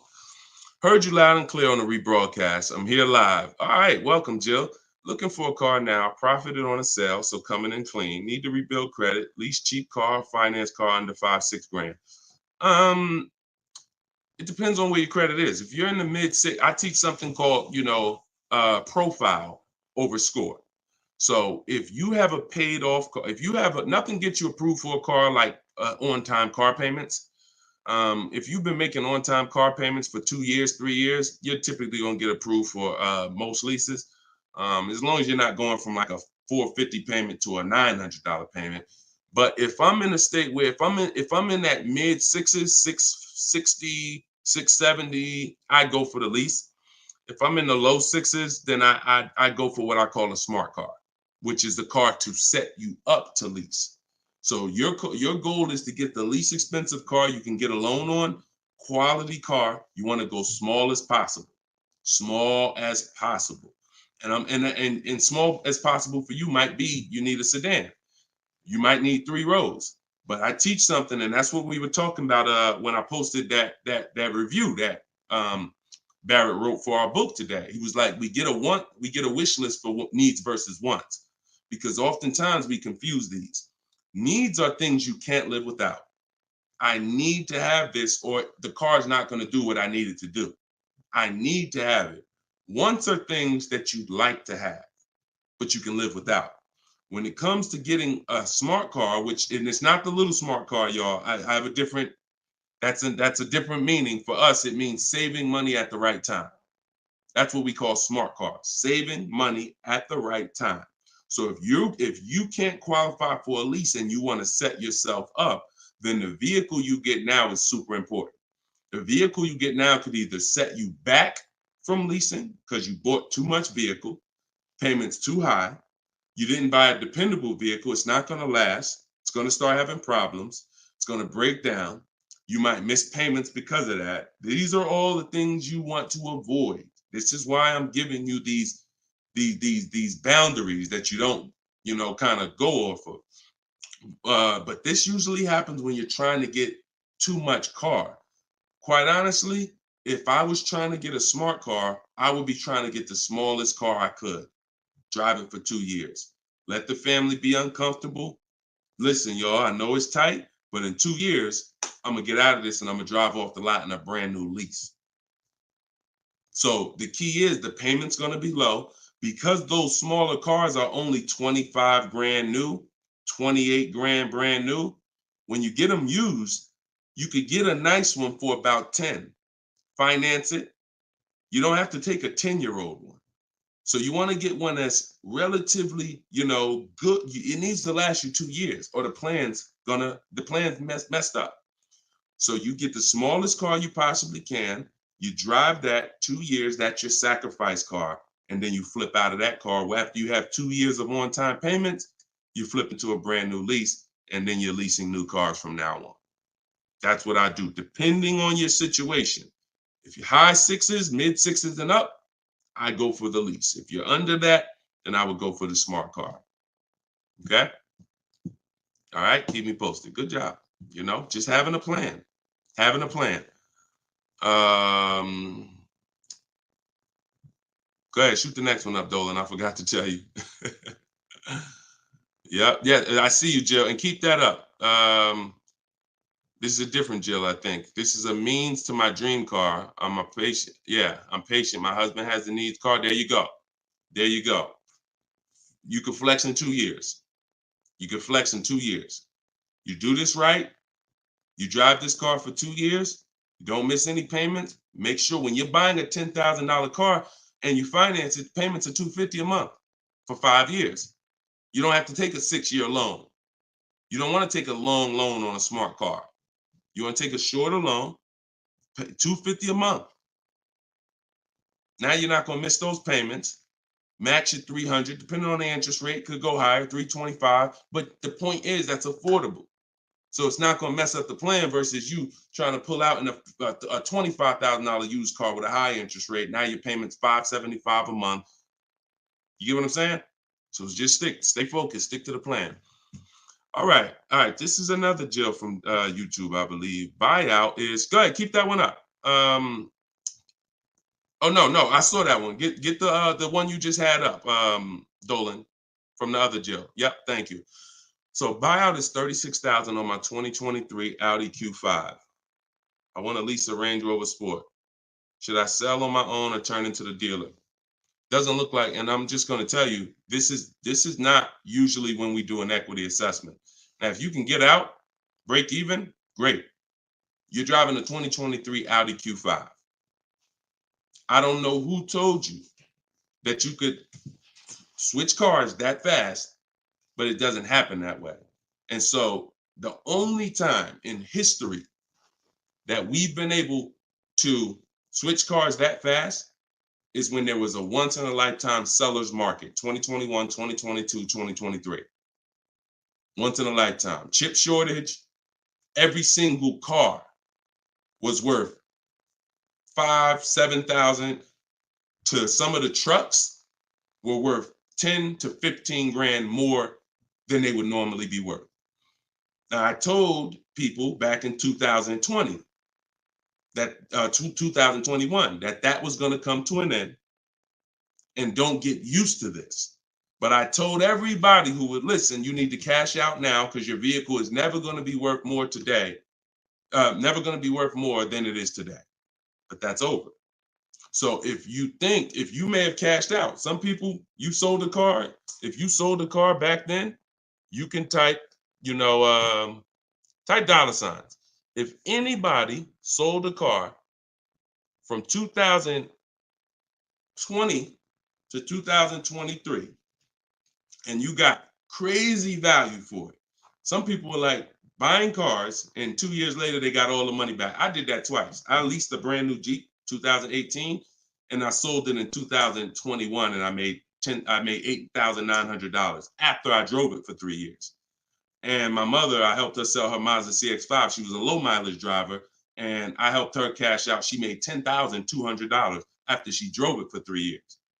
Made a video. I recorded her and my dad. They couldn't believe it. They couldn't believe that they drove a car for 3 years, turned around and sold it, got every single dollar they put into it back. And he was like, all right, man, I'm looking forward to doing this again. I said, Dad, this ain't gonna happen again. So enjoy it. You were part of a once in a lifetime market where you cashed out and you won. But we cannot base our strategy anymore off that. That's over, and you'll get in trouble financially trying to do this. So there is no setup where you could buy a car or lease it and in a year, 18 months, trade it, replace that car.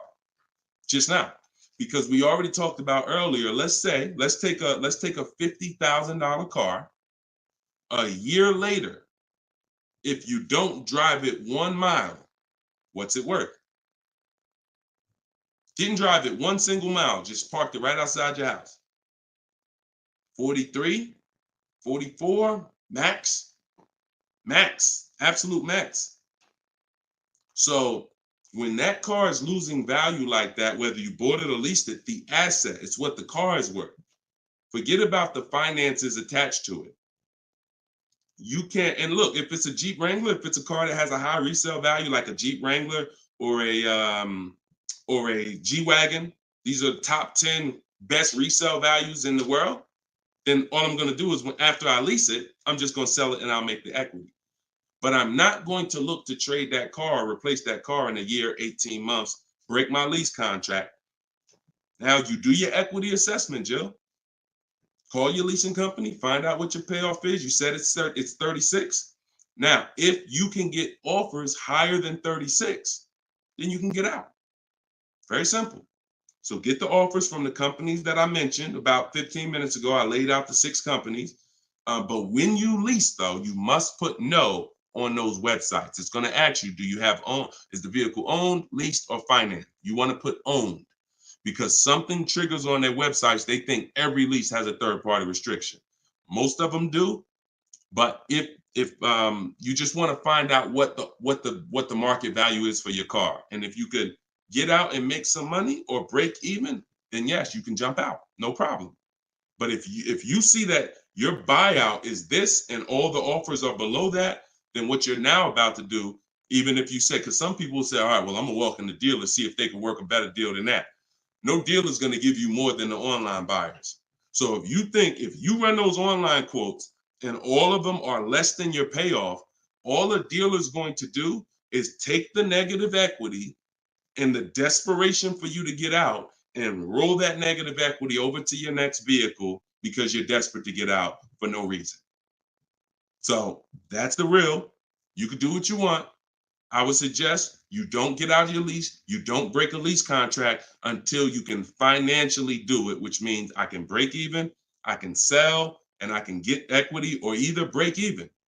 Break my contract, but I'm not coming up with a dime because a dealer bought my car and I'm out of this thing. That's the only way I'm breaking a lease contract. I'm not rolling negative equity. I'm not going to create negative equity in a lease to get out of a lease early for no reason. It just doesn't make financial sense at all. All right, no problem, Jill. Happy to help. Happy to help. Okay, so that's step 2. See, the equity assessment step, guys, is so important. See, because it's the foundation of our deal. So when you look at step 1, the leasing versus buying question, how many years do you keep in the car? 8-year rule. That's step 1, super important. Foundational of your deal. As I said, you can't get a good deal if you purchase, but you should have leased. Impossible. You got a bad deal. I don't care how much money you get off. Now, second step is if I have a car to replace, I got to do an equity assessment because I need to know, is this car that I'm in going to be going to prevent me from making a move right now? Too much negative equity, I'm prevented from making a move right now. If I can get out, make some money, now I got some money. I can sell. I can put money in my pocket, put it in my bank. That means it's an asset. It's a blessing to me. So your car that you're in could either hinder you from getting a car or it can help you get the next car. That's why we always do the equity assessment before anything else. All right. I don't know why I'm frozen on Instagram. All right, go ahead back in, Dolan. Next question. Okay, now I'm back. I see. I'm just monitoring Instagram. Okay, and just so y'all know, everything that I'm teaching is out my new book. And look, I want to show y'all this. And before, keep that question up. Look, here we go. Boom. Look at that. 4.94. Thank you to everybody. We're higher now. I think we're up to 35 ratings, 28 reviews. So thank you to everybody who's reviewed the book on Goodreads. Appreciate you. And thank you for everybody who's using it. Make sure you are writing me with your success stories. Show me your deals so that I can post them just like I posted Tiffany's deal. But everybody can get the book. You can get yours for $90. It's normally $97. But as our welcome special, our book launch special, you can get it for $24, 75% off in my TikTok bio for 30 minutes, or my Instagram bio, or in the comment section of YouTube or Facebook. We have a comment pin for you.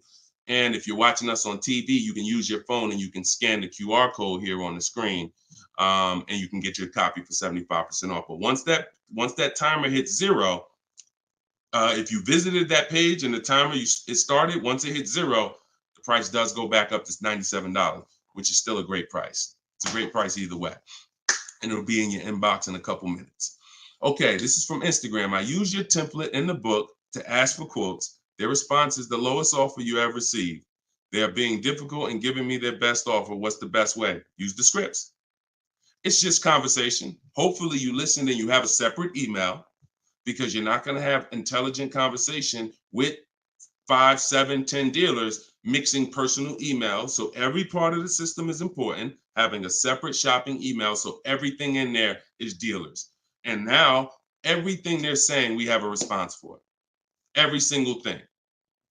It doesn't matter. Don't expect 80% dealers to be easy. Expect them to, hey, can we have a conversation? Hey, when can you come in? Hey, this be a whole lot easier if you're here. See, what we already know is we've given them all the information they need to give us a quote. So the best thing, or the stages we move through in our conversation with dealers, is who has a car that I want. That's first. Our first set of scripts is designed to weed out the dealers who don't even have a car we want. Nothing to talk about. Nothing to talk about. So there are dealers who won't tell you they have a car. That's why we have scripts. Hey, when can we talk? I'll be handling my whole purchase online. Can you confirm if you have something that matches? Every one of my scripts ends with a question. If you're not going to use my scripts in my book, then you make sure every email you write should end with a question, never a statement. So what you're sitting at home and you are copying and pasting. Very simple.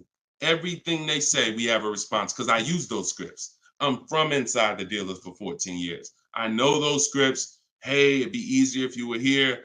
Hey, we only do business in person. Hey, when can I get you on the phone? I promise it won't take long. All of the stuff they're going to say. Hey, we only quote in person. None of the people I'm talking to have said that. So should I remove you from my list? Always ends with a question. So your expectation may be, you thought by sending all the scripts, you were just going to get, oh, quotes coming in, everyone doing this. No, that's why we have scripts, because we keep the conversation moving forward. Everything they say, just go to the script, open the template. And just so y'all know, in my book, one of the best reasons why it's a digital book is because I link you to videos and I link you to documents, and that you can copy and paste. So that what this person is talking about is the templates and scripts that I've created for contacting and having these conversations with dealers. So, but everything you are doing, everything they're doing is very predictable. You just change your expectation. I'm going to talk to several people and I'm going to weed this down to 5 offers. And out of the 5, one of them is going to beat everybody else. And then I'm going to use my counter offer calculator that Deshone made to send the counter offers and close my best deal. Take all the emotion out of it. Take all the emotion out of it. You should be emotionless. Nobody can hurt you. All right, you're at home in your living room. All right, go ahead. Mike said nobody gives us this info. I sold cars and the dealership wouldn't even give us any insight. Trust me, Mike, I understand, man. That's why I love the 20% of car salesmen and dealers. They love what we're doing here because they know we were never taught this stuff. So we were never taught about leasing, financing. Thank God I was able to learn it, and I was able to, but we weren't taught about insurances, all the stuff that they should be training us on. We weren't taught. So I appreciate you being here, man. All right, go ahead, Dolan. Next question. Great questions today. Great questions. Let's go. I see you. Shout out to the people running the likes up on TikTok. Can y'all just keep tapping the screen every couple minutes if you could? If you enjoying the show, you getting value out of what we're doing, every couple minutes, if you could just tap that screen and keep running those likes up. I appreciate y'all. It lets TikTok know we talking big money over here. Yep, I see it. Thank y'all. Appreciate you. All right, this is Gary on YouTube. When leasing, is it all about purchase price? No, it isn't, Gary. Great question. When purchasing, it's always about purchase price. All in, out the door, tax fees, everything included. Purchasing is always. Now, leasing, we get our lease offers, and this is where we eliminate the term down payment. We no longer say down payment. I want you to eliminate that word, those words from your vocabulary. You want to replace them with total out of pocket. Total out of pocket. So all of our lease offers we're going to get is following the 1% lease deal principle, which is, because some people, I know Judith still asks, oh, hold on one second. Hold on.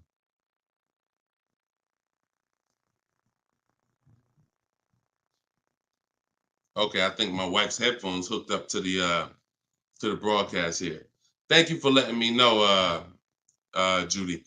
So when we're getting, so the 1% lease deal rule is older than, it was around, I think, before I got into the car business at 2006. And what it was is if your lease payment was 1% or lower of the MSRP of the car, you stole a car. Stole a car. Example, I know if you've never seen a 1% lease deal, let me show you a couple. So this is Greg. Greg, look, first time posting here. I'm excited. My latest lease, graduated. Now we have a particular online, video library here. So when they say graduated, I have a coaching program, and but the steps are the same. So I always say, get in where you fit in. Steps are the same in my book, in my video course. He said, I followed the steps, set up a great lease deal, 36 months, 12,000 miles per year, all said and done. Monthly payments $527. MSRP is $56,275. So when you divide the monthly payment into the MSRP, you're going to get a number. Now, when you multiply that by 100, so I'll give you an example. Let me show you how this works. In Greg's case, I got my calculator up here. I would take 527, divide that into 56,275, which is the MSRP, not the selling price. Doesn't matter the selling price. The MSRP is how we gauge the value. Now, that's 0.009. Then we multiply that by 100, and that gives us 0.93%, which is what he put here in his post. So that's an under 1% lease deal. Look, it was a steal. I think someone messed up on the paperwork. No other dealer came close. There we go.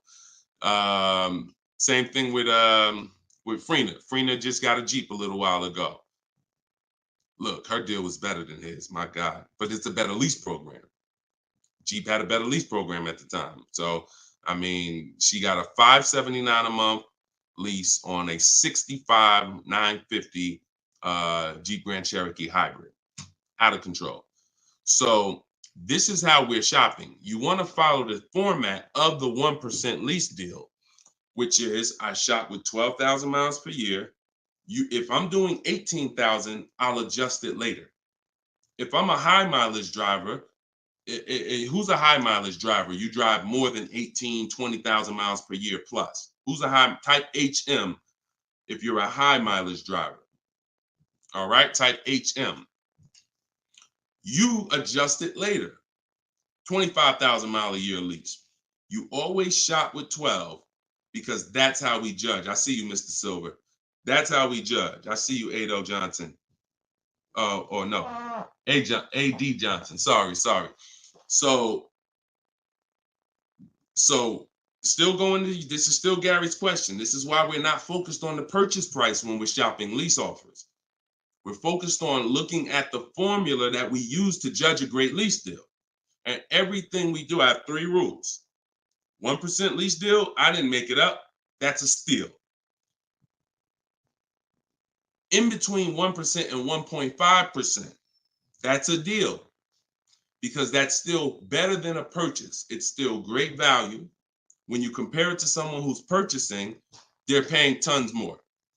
Even somebody who didn't get a steal, because the lease program has to be there to get a steal. They got to want to give away these cars. They got to have great incentive, great, everything has to line up, stars in the moon, and then we get the dealer that's going to give us the biggest discount. If it's under 1%, that means the lease program was incredible. But a good lease program, great lease program, will still get you, when you shop your offers, in between 1% and 1.5%. So, you look at somebody like, I used, Charles. So Charles got a Palisade, very, very popular vehicle. He got 10 offers from home. His best offer was 1.23, $48,000 vehicle. He's paying $597 a month.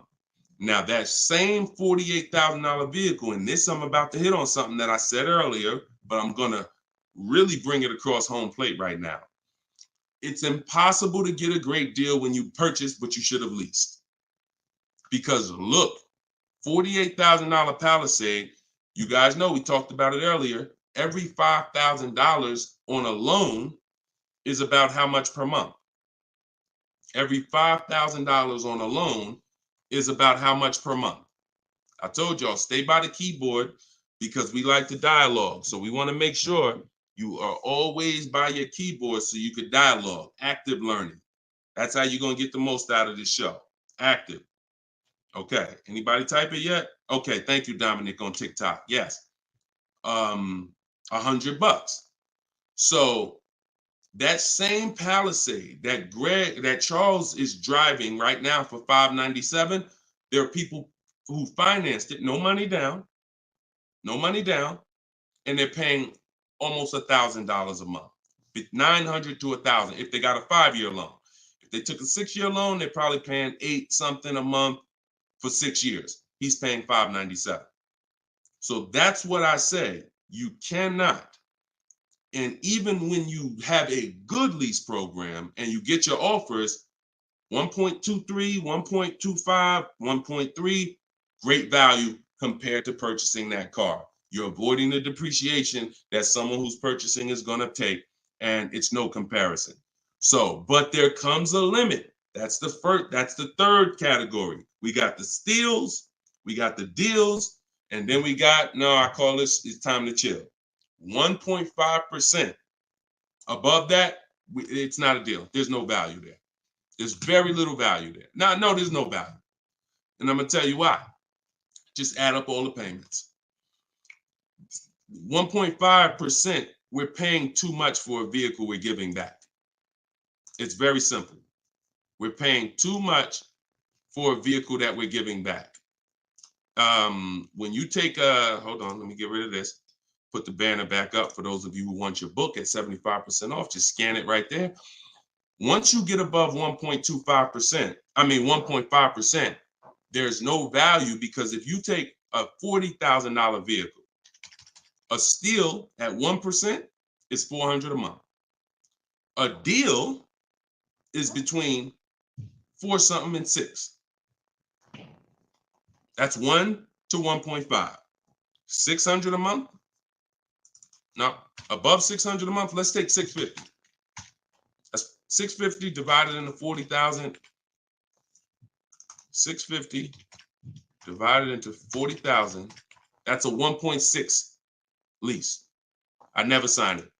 Never signed it. I'm gonna tell you why. 650 times 36 months, $23,400. $23,400 I'm paying over 3 years for a $40,000 vehicle that I'm giving back. I paid more than half of the vehicle to give it back in 3 years. So those of you who always wondered what the 1.5% rule, I had to create it, because the 1% rule, a lot of savvy people knew about it. But I noticed There was no threshold for when a bad lease deal. When are we at a bad lease deal now? We know what a steal is, but what's the bad lease deals? And when I started looking at the comparison to purchasing and then the giving a car back, once you get up above 1.5%, there's no value in leasing that vehicle. Next. Clear? We don't sign bad lease deals. Only time we did that, I'm gonna tell you something. All through the pandemic, I had people making 5, 7, 10 grand. Kid you not, hundreds of them.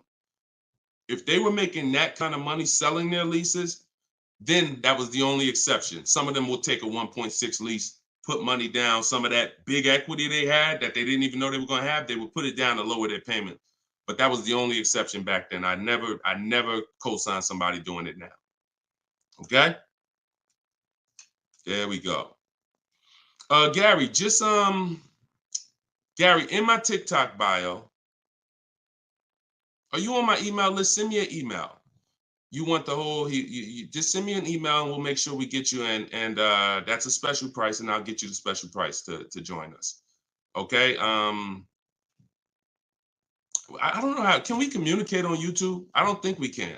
I think we can only communicate. If you follow me on any of the other platforms, Gary, YouTube, TikTok, Facebook, Instagram, they allow those direct messages and we'll be able to see you. Just send me a message and I'll get you I'll have the team find some special link to get you in at that price. All right. MSRP, Todd, is always the bottom line. Okay, this is a great question. Hold on. We'll pull another question up, but I want to do Todd's question he just asked right here. He said, do you include freight and handling in the MSRP calculations? That's a great question. Very common. Let me show you this. When you are looking at the MSRP, y'all, leases and purchases of brand new cars, used car purchasing is different. But when you're shopping, we're always shopping based on the MSRP. So let me show y'all this.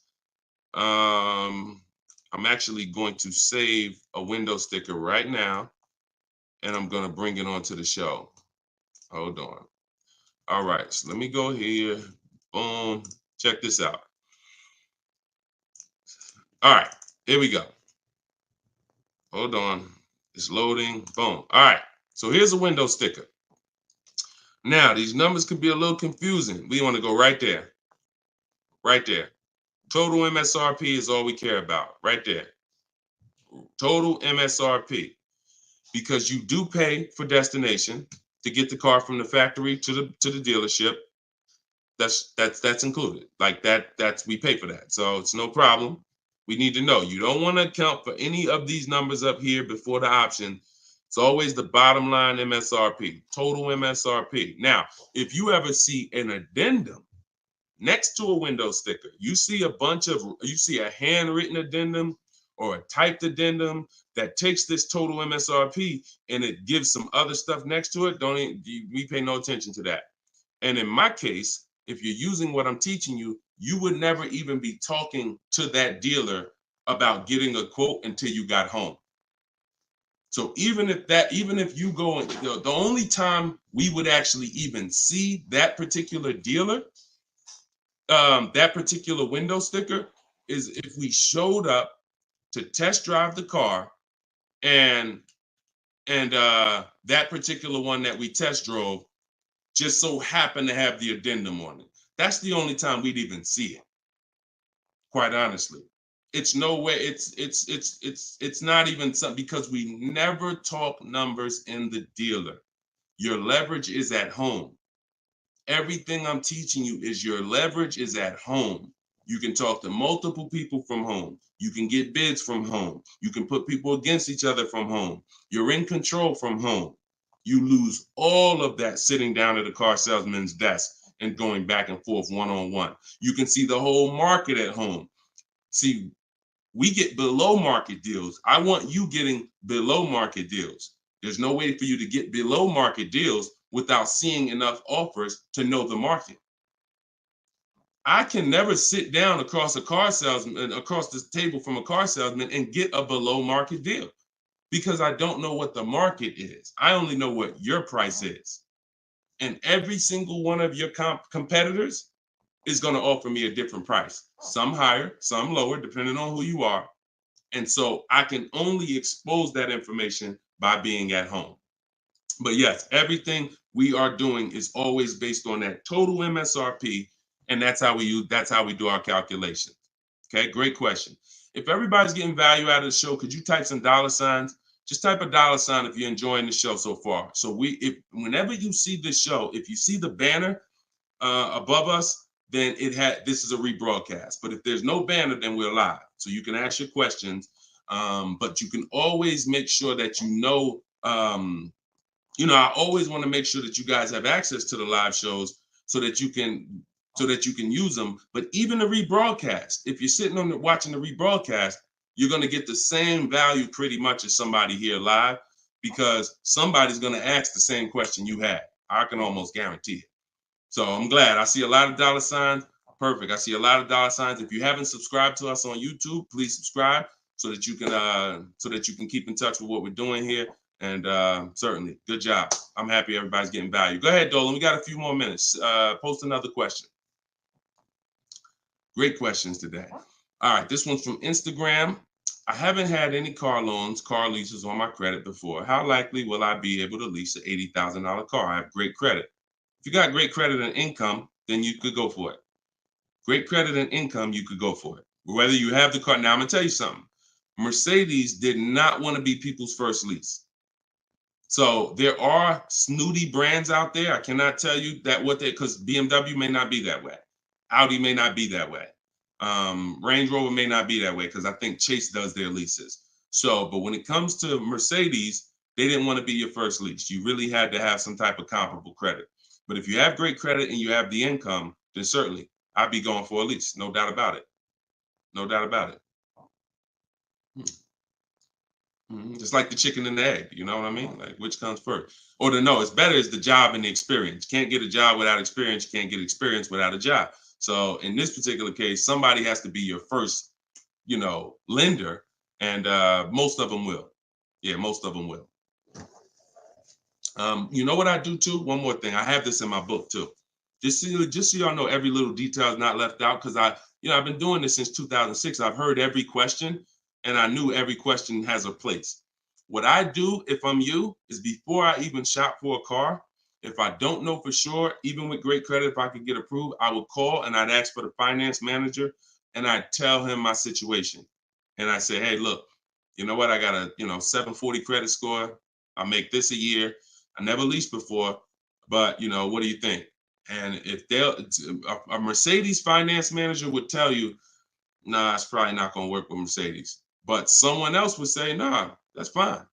So that way you don't even waste your time getting all your offers just to find out that this is one of the snooty leasing companies. All right. All right, there we go. All right, shoot the next one up, Dolan.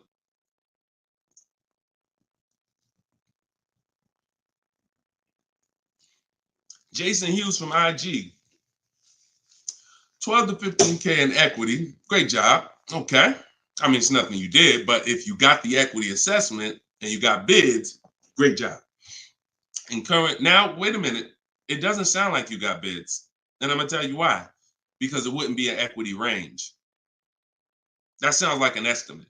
In fact, it doesn't sound like an estimate. It is an estimate. 12 to 15 is an estimate. When we get bids, when we do our equity assessment, we're getting bids and we're like, hey, I have $13,580 equity based on my highest offer from Driveway. See, get out of the ambiguity. Get out of the middle there.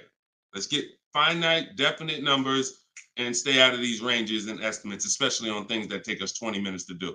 Call your bank, get your payoff, go online, CarMax, Driveway, Carvana, AutoNation, sell my car, Car Guru, sell my car, Kelly's Blue Book, instant cash offer. 20 minutes. Get your equity. 8 payments left, not keeping 8 years, now a good time to lease. 100%. 100%. There's no benefit in waiting. Listen, that is the path for a lot of people, Jason. A lot of people are going to discover what we're doing here, teaching by the numbers, not by emotion. And they're going to realize that not leasing has cost me money.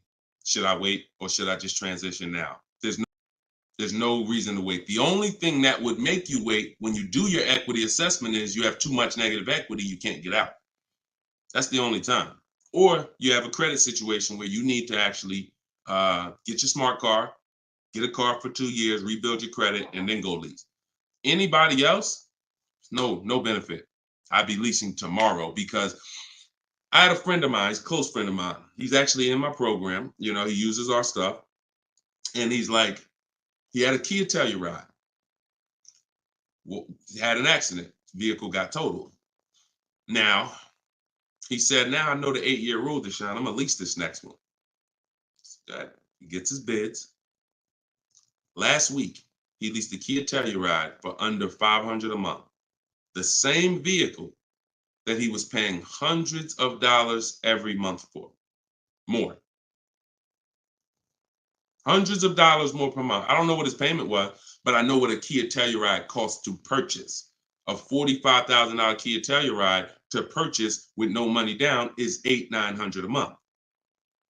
So he's literally under $5, no money down, when he was just paying hundreds more than that. So you're in the same situation. No point in waiting. Transition to a great value lease. Get your offers. You wish you could. You wish you would have did it sooner. All right. Go ahead. Next question, Dolan. Car brands will no longer offer V6. Buy the lease. Let me talk about this question on TikTok. Not right now. Get the next one. Go ahead, Dolan. Put the one you're gonna put out. But get that question that this person just posted about car brands no longer offering V6s. Should he buy the lease? If you have one ready, though, put that one up. Deshone, will your book work for both lease and buy? Well, you know what? Let this person answer that for you because we just got this review. This book is outstanding. This is Barry. And you can see all our reviews on goodreads.com. Must read, must have for anyone seeking to buy, lease, or even sell a car. It is presented in very professional, easy to follow, step-by-step manner that covers every situation. Every situation. Does your situation, Keith, fall under every? If so, we got you. Every situation from buying, leasing, with cash or credit, good or bad. Only thing that Barry didn't put in there is used cars or new cars. That's in there too. So absolutely. So yes, I'll put the banner back up for all of you who are watching us on TV. You can scan the QR code here with your phone, with your camera, and you can get your book for 75% off, or you can go to deshonsbook.com. We have the link in the comments on Facebook or YouTube for you. And if you're on Instagram or TikTok, you can go to my bio, click that link, and then click the button for the 75% off and get your book for 75% off. You won't pay the normal $97. Okay? But yes. All right. I have a 2020 Nissan Sentra. This is Key. I don't want to butcher your name, so I won't try. But from YouTube, I have a 2020 Nissan Sentra. Had it for 2 years. My miles are 64,000 highway miles. Okay. I know I don't have equity. I was told don't trade it in. Would be a bad decision. It's true. We don't trade cars in. We get bids. So you need to find out what your equity position. See many of you are finding out right now how important the equity assessment is. Whenever you have a current car, equity assessment. So when you call your bank, get your payoff, then you go and you get the offers. You're either going to be in a positive equity position or a negative equity position. Now, if you're in a negative equity position, there's three solutions for negative equity. 2 of them lead to a car, 1 of them doesn't. First is you get all your offers and you can pay the difference because these are the highest offers. So whenever the highest offers are these online bidders. They pay more than car dealers. In fact, 3 of them are car dealers that are bidding. So Kelly's Blue Book, Car Gurus, and AutoNation are car dealers bidding. CarMax, Driveway, Carvana are online marketplaces, used car marketplaces bidding. So you're getting a wide range of diverse offers from people who compete every day to buy cars. And they cut your check right then and there. They do an hour. Both times I went to CarMax, me and my mother separately, we were out in an hour. I've had people who sold to Carvana, Kelly Blue Instant Cash Offer. They do their inspection. And then they bring you a check. So if you can pay, let's say you said you don't have equity. So if that's the case, then you may have negative equity, which means you might owe 30 and your highest offer is 28. Then I would come up with the 2,000 and I would pay the difference all day long because I'm still winning through a bid. My car's value is maximized through a bid.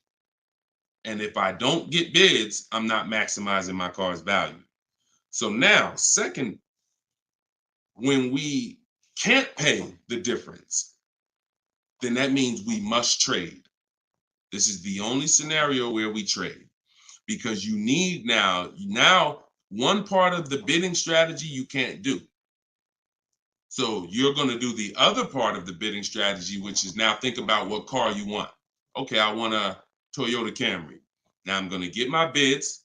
I'm going to get the lowest bid, the dealer that's going to sell me the car for the lowest amount, and then I'm going to purchase from them. But before I can purchase, now I need to bring my old car into the scenario and ask them, how much is my old car worth to you?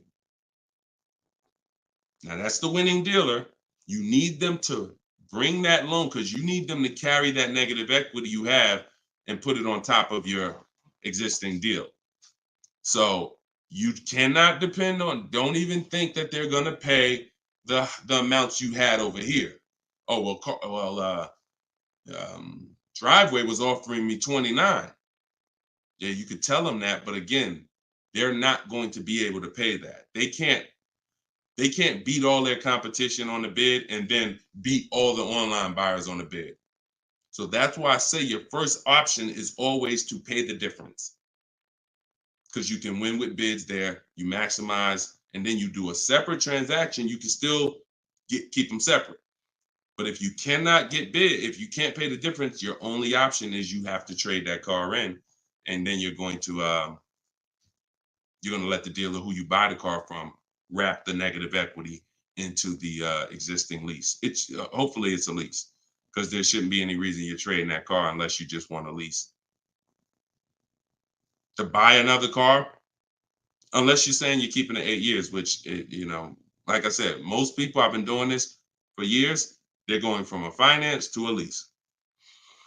Now, one more scenario. I told y'all 3 ways out of negative equity. 1 leads to no car. You have too much negative equity and you cannot put it on top of the actual deal because banks have loan to value ratios. So if you have $10,000 of negative equity, you can't just slap that on top of a $30,000 or $40,000 car. It's going to be too much unless you put money down. So you can't if you got some cash, you can make the deal happen, but you're not going to be able to do a no money down deal because you're looking to have the bank approve the car, the tax, the fees, which probably another $1,500, and 10 grand of negative equity. And then you want to find that's too much because the dealer has to go to the bank and say, we know this car is priced at 40, but we'd like you to lend this person 54. They're not going to do it. They might lend max 50. So the more negative equity you have, if it's too much, you're either going to have to bring some cash to the table to get the deal done. And if you have no cash, you got to wait. You got to pay down the car. It's the only option. That's why I say, know the cause of negative equity.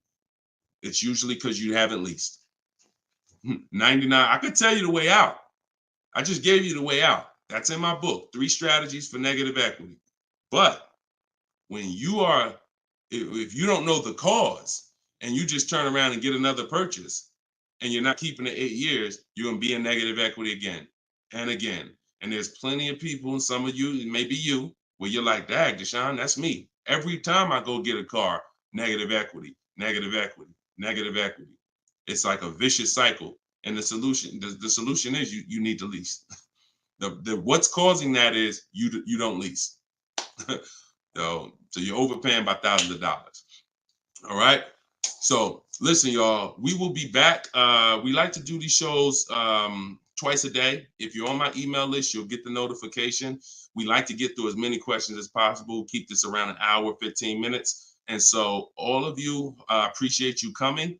If you want every single thing I teach in one spot in a step-by-step format, that's my new digital book. It's called Cars from Home, 7 Steps to Saving Time, Money, and Avoiding Dealerships. And you can get yours for 75% off in the comment section on YouTube. We got a comment section that's pinned, Deshone'sBook.com. Same thing on TikTok. I'm the same thing on Facebook. But if you're on Instagram or TikTok, it's in my bio. There's a website right in my bio. Click it and grab your 75% off. You'll get it for $24 instead of the normal $97. Now, if you went there and that timer started, then certainly get there before it hits zero, because once it hits zero, you have to pay the $97, which is still a great price. So my goal for this book is to be the most valuable book financially that you've ever gotten. That is my goal. So use it. Write me with your success stories. Show me your deals when you pick up your cars. Write me, email me, Deshone, just like Tiffany did. I want all of you emailing me your deals so that I can share them on the show. All right. So we'll be back. We'll be back with the next show. This was episode 9. Thank you for coming, and I will see y'all on the next show. God bless you.